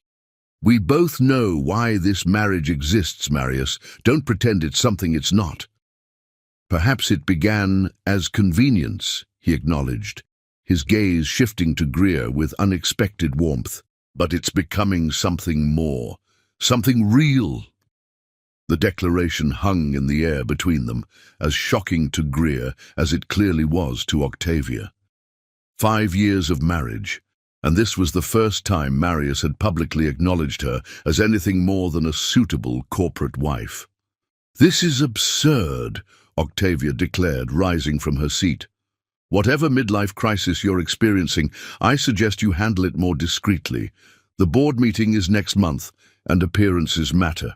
"You're right," Marius agreed, also standing.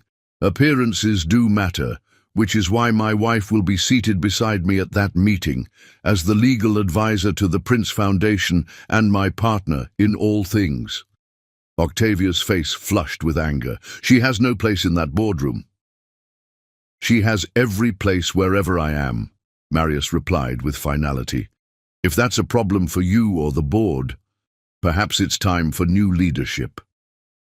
After Octavia's dramatic departure, Greer turned to Marius with wide eyes. "You didn't have to do that." "Yes," he said simply, "I did. 5 years too late, but better late than never." Later that night, as they prepared for bed in their separate rooms, a distance neither had yet bridged since their one night together, Greer found herself standing outside Marius's door, hesitation warring with newfound courage. Before she could knock, the door opened, revealing Marius in his nightclothes, surprise evident in his expression. "Greer, did you mean what you said to your mother?" she asked without preamble. "About us becoming something real?" His gaze softened, vulnerability replacing his usual controlled facade. "Every word." Without further hesitation, she stepped forward, closing the distance between them with a kiss that held neither the desperate passion of their first night, nor the tentative uncertainty of new beginnings, but something deeper, a conscious choice, a deliberate step toward the future they might build together.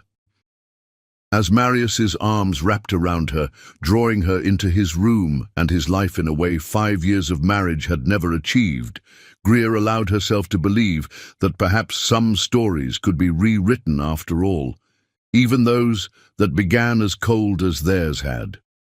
Chapter 8. Second Chances. A month had passed since the confrontation with Octavia.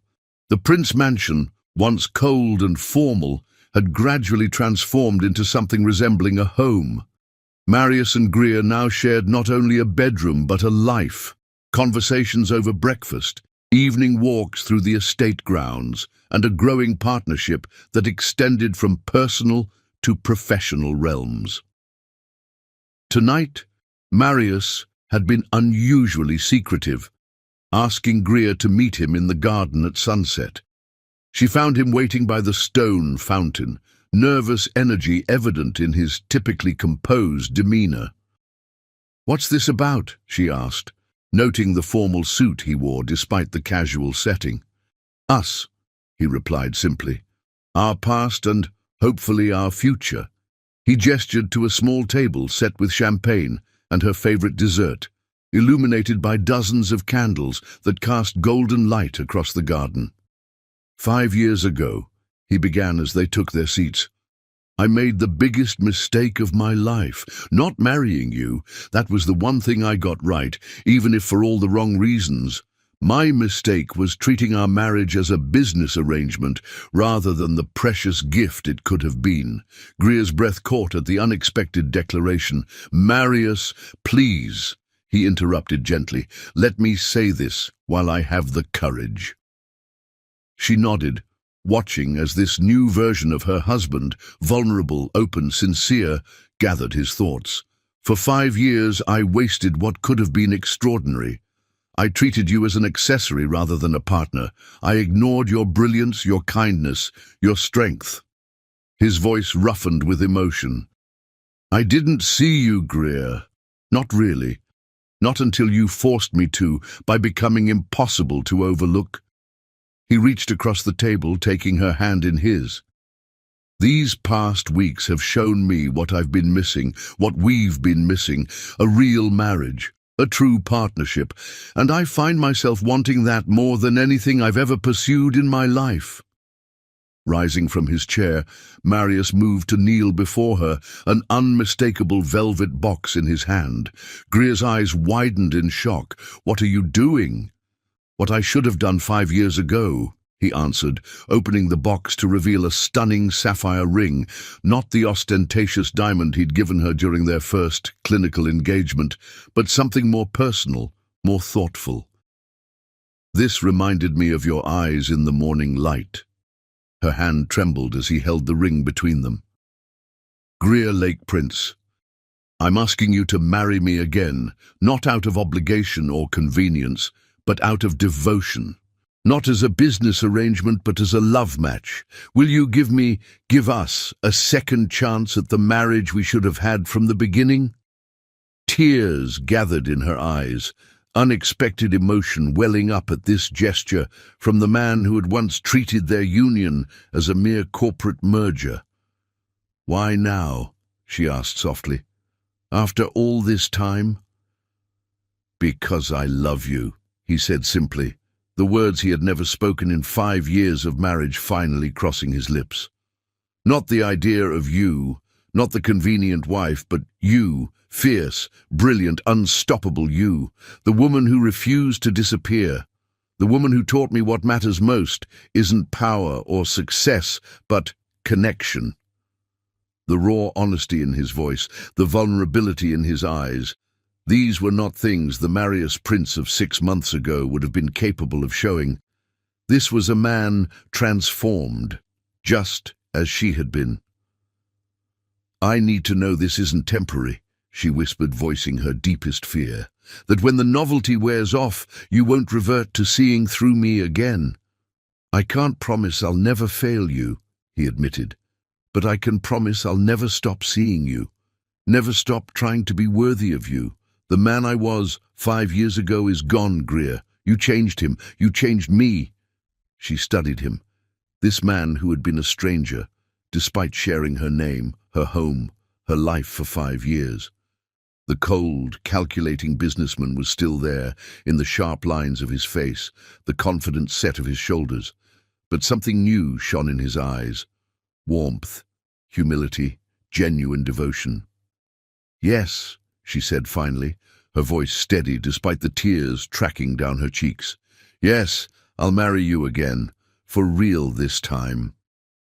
As Marius slid the sapphire ring onto her finger, joining but not replacing the diamond that had symbolized their business arrangement, Greer felt something settle within her, not the resignation she had carried for 5 years, but hope.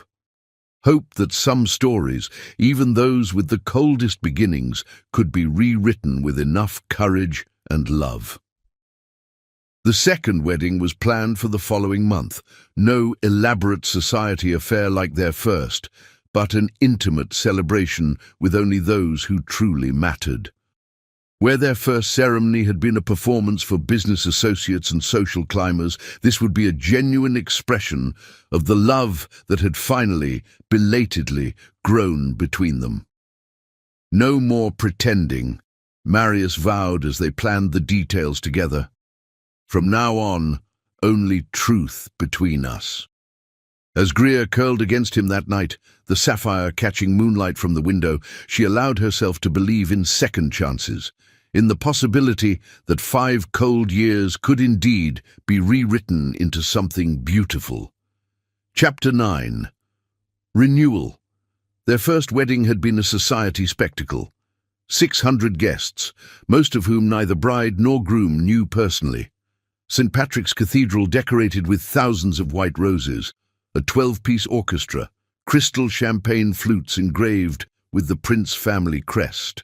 Octavia micromanaging every detail, while Greer stood silent and compliant, a beautiful prop in a designer gown. Their second wedding could not have been more different. 40 guests gathered in the garden of the Prince estate as sunset painted the sky in shades of gold and pink. Greer wore a simple silk dress in deep sapphire that matched her engagement ring, her transformed body confident and strong beneath the flowing fabric. Her tattoos were visible and unashamed. The phoenix on her wrist, the cherry blossoms peeking above the neckline, symbols of her rebirth. Marius waited beneath an arch of wildflowers, his expression open and vulnerable in a way the cold businessman of 5 years ago would never have allowed in public. When Greer appeared walking alone down the petal-strewn path, his eyes filled with undisguised emotion. "You look beautiful," he whispered when she reached him, the words genuine rather than perfunctory. "So do you," she replied with a smile that reached her eyes, a rare occurrence during their first years together. Zora stood as Greer's maid of honor, her skepticism about Marius's transformation gradually giving way to cautious approval as she'd witnessed the changes in both of them. Octavia was noticeably absent, having declared the entire affair a ridiculous spectacle when Marius refused her attempts to convert it into another society event. "Better this way," Marius had assured Greer when his mother declined the invitation. "This day is about us, not appearances." Now, as they stood hand in hand before their closest friends, the contrast with their first ceremony could not have been more stark. Where once they had recited formal vows with mechanical precision, now they spoke from the heart, their words unrehearsed and genuine. "5 years ago, I married you for all the wrong reasons," Marius began, his voice steady despite the emotion evident in his eyes. "I saw you as an arrangement, a necessary component in the life I thought I wanted. I was a fool." He squeezed her hands gently. "The woman standing before me now, fierce, brilliant, unstoppable, is the greatest gift I never deserved. I promise to spend every day seeing you, truly seeing you, and showing you that second chances can last a lifetime." Tears glistened in Greer's eyes as she responded. "For 5 years, I accepted invisibility. I dimmed my light to fit into the spaces you left for me." Her voice strengthened. "But darkness isn't my natural state. I was born to shine, and in reclaiming my light, I somehow illuminated something in you as well." A soft smile curved her lips. "I promise to keep that light burning between us, to challenge you, to partner with you, to love you not for your name or your power, but for the man I've discovered beneath the armor." As they exchanged rings, her sapphire joining the diamond that had once represented obligation, his platinum band replacing the one he'd worn as a symbol of ownership rather than partnership, something shifted in the air around them. This wasn't just a renewal of vows, but a true beginning, the first chapter of a story neither had believed possible 6 months ago. "I now pronounce you husband and wife," the officiant declared. "Again," he added, with a smile that drew laughter from the gathered guests. When Marius kissed her, it wasn't the perfunctory peck of their first wedding, but a declaration, passionate yet tender, witnessed by those who had seen their transformation and celebrated the unlikely love that had blossomed from the coldest of beginnings. The celebration that followed was joyful and intimate, dancing under the stars, champagne flowing freely, genuine laughter echoing across the garden. Where their first reception had been a carefully orchestrated performance, this was a true celebration of connection and second chances. "Happy," Marius murmured against Greer's ear as they swayed together on the makeshift dance floor, her head resting comfortably against his shoulder. "Yes," she replied simply, the word containing multitudes. "You? More than I knew was possible." His arms tightened around her waist. "And this is just the beginning." The Maldives greeted them with crystal-clear waters and perfect blue skies, their private overwater bungalow offering uninterrupted views of the Indian Ocean stretching to the horizon. "It's breathtaking," Greer said, as they stood on their private deck, the warm breeze tangling her hair. "You're breathtaking," Marius replied, his eyes on her rather than the spectacular scenery. She laughed, the sound free and genuine. Charmer. Truth-teller, he corrected, pulling her into his arms. I'm done with anything less than complete honesty between us. Their honeymoon unfolded in perfect days of sunlit exploration and passionate nights, each discovering new facets of the other in this paradise removed from the pressures and memories of their shared past. They snorkeled among vibrant coral reefs, Marius watching in admiration as Greer's athletic body cut through the water with confident grace. They dined on fresh seafood under the stars, sharing stories of childhoods and dreams neither had bothered to learn during 5 years of marriageable coexistence. They walked hand in hand along pristine beaches, building the foundation of a partnership based on genuine interest rather than convenient arrangement. And in the privacy of their bungalow, they explored each other with the reverence of new lovers and the deepening connection of true partners, passion tempered with tenderness, desire strengthened by growing love. On their final evening, they sat on their deck, watching the sunset paint the sky in impossible colors. Marius wrapped his arms around Greer from behind, his chin resting on her shoulder. I don't want to go back, she admitted, leaning into his embrace. We don't have to, he suggested, only half joking. We could stay here forever. She turned in his arms, studying his face with newfound ability to read the emotions he had once kept so carefully concealed. And abandon all our responsibilities? The mighty Marius Prince walking away from his empire? For you? He brushed a strand of hair from her face with gentle fingers. In a heartbeat. The simple declaration stole her breath. 6 months ago, nothing had mattered more to him than Prince Global Investments. Now he sat before her, casually suggesting he would leave it all behind for her happiness. I wouldn't ask you to, she assured him, touched beyond words. Your work is part of who you are, just as mine is part of me. We don't need to abandon our purposes to preserve this connection. His eyes softened with appreciation for her understanding. Partners in all things. Partners in all things, she confirmed, sealing the promise with a kiss that spoke of newfound trust and deepening devotion. As night fell over the Maldives, wrapping their bungalow in star-studded darkness, neither suspected that their partnership had already created something new, a future neither had anticipated when they'd embarked on this journey of rediscovery and second chances. Chapter 10. New Beginnings. 3 weeks after returning from the Maldives, Greer stood in their bathroom, staring at the 3rd pregnancy test she'd taken that morning. Like the 2 before it, a clear plus sign stared back at her.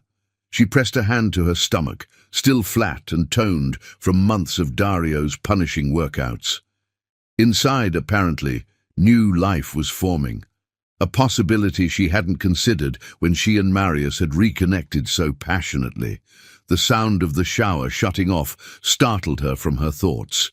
Quickly, she gathered the tests, unsure whether to hide them or share her discovery immediately. Before she could decide, Marius emerged, towel wrapped around his waist, water droplets still clinging to his shoulders. He paused when he saw her expression. What's wrong? 5 months ago, he wouldn't have noticed her distress, wouldn't have looked at her closely enough to see the mixture of shock, fear, and wonder in her eyes. Now, he read her as easily as one of his financial reports. Not wrong, she managed, her voice steadier than she felt. Just unexpected. His gaze dropped to her hand, where she still clutched the pregnancy tests. Understanding dawned instantly, his eyes widening as they lifted back to her face. You're pregnant? The question came out hushed, reverent. Wordlessly, she held out the tests. Marius took them with uncharacteristic hesitation, examining each one as if they contained the secrets of the universe. How do you feel about this? He asked finally, setting the tests aside to take her hands in his. The question, so considerate, so focused on her feelings rather than his own reaction, was further evidence of how much had changed between them. Shocked, she admitted. A little scared, but also a smile trembled on her lips. Happy, I think, which surprises me most of all. Happy, he repeated, a slow smile spreading across his face. Yes, that's exactly the word. He pulled her gently into his arms, one hand moving to rest reverently against her stomach. A baby, he whispered against her hair. Our baby. If you'd told me 6 months ago this would happen, Greer said, leaning into his embrace, I would have thought you were insane. We barely spoke, let alone created life together, he finished, drawing back to look into her eyes. It seems appropriate somehow. We've created a new marriage, a new partnership, now a new family. The appointment with Dr. Chan was scheduled for the following week, both of them too impatient to wait any longer for confirmation. Marius insisted on accompanying Greer, rearranging board meetings and conference calls without a second thought, another sign of his transformed priorities. In the waiting room, surrounded by expectant mothers in various stages of pregnancy, Greer felt a surge of unreality. She had never imagined herself here, had never dared to picture Marius beside her, his hand clasping hers with nervous excitement as they waited to be called. Mrs. Prince? The nurse appeared at the door with a smile. We're ready for you. In the examination room, Dr. Chan greeted them warmly. So, you suspect you're pregnant? 3 positive home tests, Greer confirmed, trying to keep her voice steady despite the butterflies in her stomach. And when was your last period? The standard questions continued as Dr. Chan built a preliminary picture of Greer's condition. Throughout, Marius remained attentive, his usual commanding presence softened by genuine concern and interest.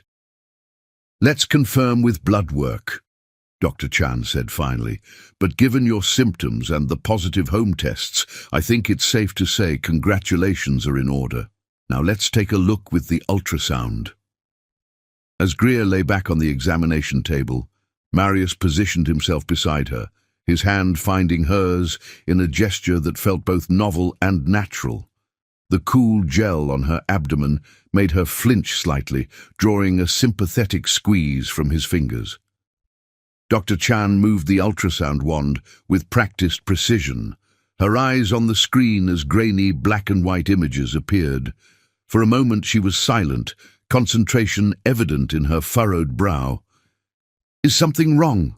Marius asked immediately, tension radiating from him. Not at all, Doctor, Chan replied with a reassuring smile, just confirming what I thought I saw. She turned the screen slightly so they could see it better. There, she said, pointing to a small bean-shaped shadow. That's your baby. Greer's breath caught, emotion welling up unexpectedly at the sight of the tiny life within her. Beside her, Marius seemed equally affected, his usual eloquence abandoned as he stared in wonder at the screen. And there, Dr. Chan continued, moving the wand slightly, is your other baby. Silence fell as her words registered. Other baby, Greer echoed faintly.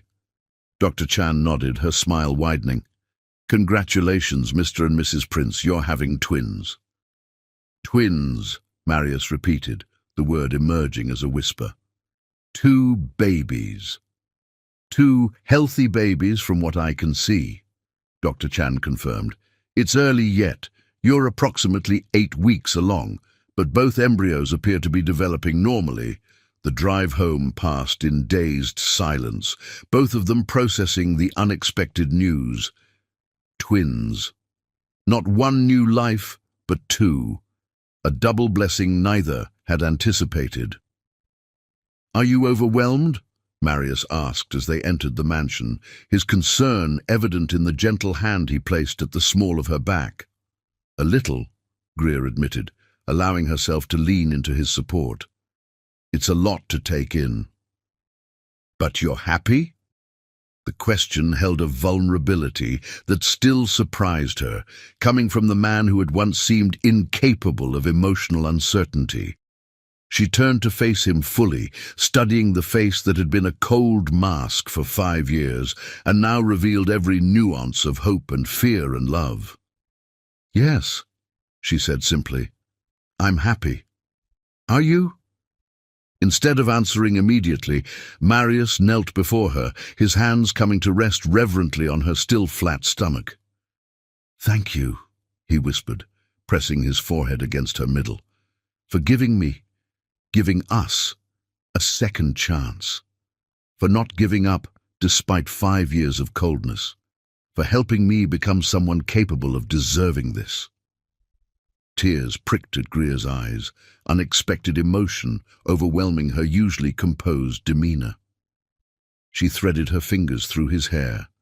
This powerful man humbled before her in a way that would have been unimaginable 6 months ago. "We're having twins," she said softly, the reality of it finally sinking in. "2 babies, Marius." He looked up at her, his own eyes suspiciously bright. 2 perfect symbols of what we've built together, of the love that finally, truly has been reborn between us. That night, as they lay together in the darkness of their shared bedroom, Marius's hand rested protectively over her stomach, as if already shielding the 2 tiny lives growing within. "Boys or girls?" he murmured against her hair. Greer was drifting towards sleep, contentment making her eyelids heavy. "Do you think they're boys or girls, or one of each?" She smiled, finding his uncharacteristic curiosity endearing. "Dr. Chan said it's too early to tell." "I know," he acknowledged. "But what do you feel?" Greer considered the question, her hand coming to rest atop his on her abdomen. "Boys," she said finally, surprising herself with the certainty in her voice. 2 boys. "Sons," Marius whispered, the word filled with wonder. 2 sons. As sleep claimed them both, Greer's last conscious thought was of how drastically life could change in such a short time. 6 months ago, she had been invisible in her own home, a wife in name only to a man who looked through her rather than at her. Now she lay in his arms, carrying the physical manifestation of their transformed relationship. Not 1 new beginning, but 2. Their story had begun as a cold contract, but in the end, it was becoming the greatest love story of all. Chapter 11. Full Circle. I Want to Sleep With You Tonight. Marius Prince smiled as he read the note Greer had left on his pillow, memories of another night. The night that had changed everything, washing over him. 2 years had passed since those words had first been spoken between them, desperate and raw in a darkened hallway. Now they were a playful invitation between lovers who had discovered that second chances could indeed last a lifetime. He found her in the nursery, watching over their sleeping sons. At 18 months old, Elijah and Ethan were perfect mirror images of each other, dark curls like their father's, amber eyes like their mother's, and personalities already distinct and powerful. "They're finally asleep," Greer whispered as he wrapped his arms around her from behind, both of them gazing down at the twins with undisguised wonder. It took 3 stories and 2 lullabies. "Stubborn," Marius observed with pride, "like their mother." She turned in his arms, the playful spark in her eyes matching the note she'd left him. "I believe the word you're looking for is determined." "Determined, then," he conceded, brushing a kiss against her temple. "Gloriously, beautifully determined." They moved quietly from the nursery to their bedroom, the house settling around them into peaceful evening rhythms that would have been unimaginable in the cold, formal mansion of 3 years ago. Their home had transformed, along with their relationship. Walls that once displayed impersonal art now held family photographs. Rooms once designed to impress, now arranged for comfort and joy. Spaces once kept separate now flowing together, like the life they had built from the ashes of their contract marriage. "Do you ever think about it?" Greer asked as they settled onto the balcony outside their bedroom, the summer night warm around them. "How close we came to missing this." Marius's hand found hers, their fingers intertwining with the easy familiarity of true partners. "More often than I care to admit," he confessed. 5 years wasted, because I was too blind to see what was right in front of me. Not wasted, she corrected gently. Without those years, we wouldn't be who we are now. We might not appreciate what we've found so deeply. He brought her hand to his lips, pressing a kiss against her phoenix tattoo, the first mark of her transformation, now joined by new ink celebrating their sons' births. "When did you become so wise?" "I've always been wise," she teased. "You just weren't listening before." Their laughter mingled in the night air, easy and intimate. So much had changed since that pivotal moment when Greer had decided to reclaim herself. Her career as legal director for both Prince Technologies and her expanded foundation, Marius's more balanced approach to business, their shared commitment to creating a family legacy built on love rather than obligation. Even Octavia had eventually thawed, won over by the undeniable happiness her son had found and the irresistible charm of her grandsons. She still maintained that the transformation had been her idea all along, a fiction they allowed her to preserve while recognizing the truth of their journey. "Remember our first charity gala after the twins were born?" Marius asked, his thumb tracing lazy circles on her palm. "When Harrison Whitmore congratulated me on finally waking up and noticing my extraordinary wife?" "And you agreed with him," Greer recalled, smiling at the memory. The mighty Marius Prince publicly admitting he'd been a fool. "The greatest fool," he acknowledged without hesitation, "but even fools get lucky sometimes." His expression softened as he gazed at her. "And I am the luckiest man alive." The declaration, offered without calculation or agenda, still had the power to catch her breath after all this time. This was the man who had been hiding beneath the cold exterior all along, passionate, devoted, capable of profound love once he allowed himself to feel it. "We should check on the boys," Greer said after a comfortable silence, though neither made a move to rise. "The monitors are on," Marius reminded her, "and Vasquez is down the hall." "Still," she insisted, mother's instinct overriding logic. "Just a quick peek." Hand in hand, they returned to the nursery where their sons slept peacefully, tiny chests rising and falling in perfect synchronicity.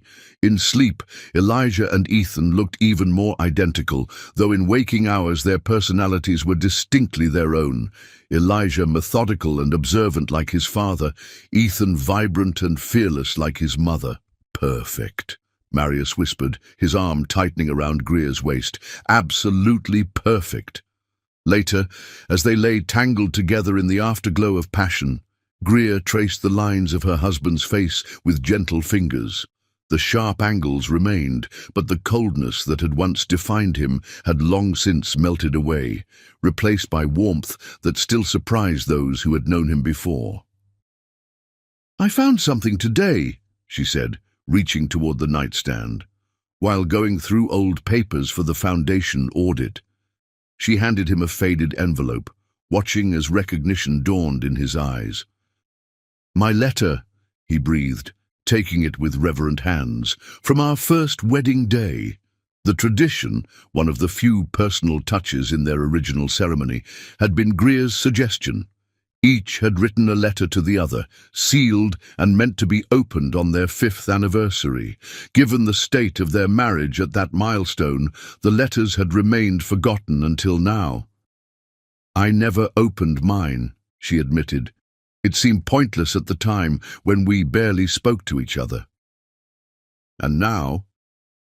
He held the envelope containing words she had written to him, when hope still flickered, before years of indifference had extinguished it. "Now, I think I'd like to know what you thought then," she said softly. "And for you to know what I hoped for." Together, they broke the seals on letters written by younger versions of themselves. Greer still raw from her parents' deaths, but determined to build something meaningful. Marius viewing marriage as simply another business milestone, but privately impressed by his bride's quiet dignity.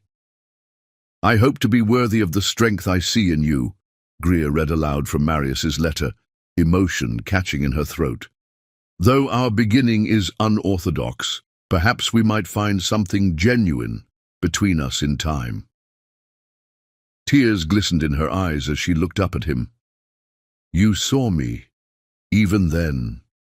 "Glimpses," he acknowledged, "but I was too afraid to let myself truly see." He held up her letter to him. "May I?" She nodded, watching as he unfolded the delicate stationery. "I enter this marriage with clear eyes," he read, his voice deepening with emotion as he encountered her younger self's words. "I know you did not choose me, that circumstances rather than love bring us together. But I make you this promise: I will respect the commitment we make today. We'll work to build a partnership of genuine value, and will remain open to whatever future might unfold between us." His hand trembled slightly as he refolded the letter. "You promised me partnership when I offered you nothing but cold convenience. You stayed open to possibility even as I shut you out for 5 years.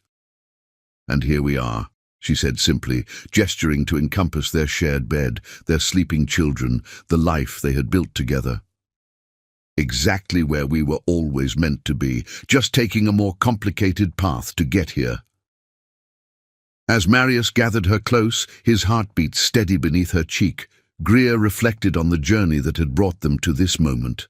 5 cold years of emptiness, the decision to reclaim herself, his awakening to what had been before him all along, their passionate reconnection and genuine rebirth as partners, lovers, parents. Their story had begun as a cold contract, but in the end it had become the greatest love story of all.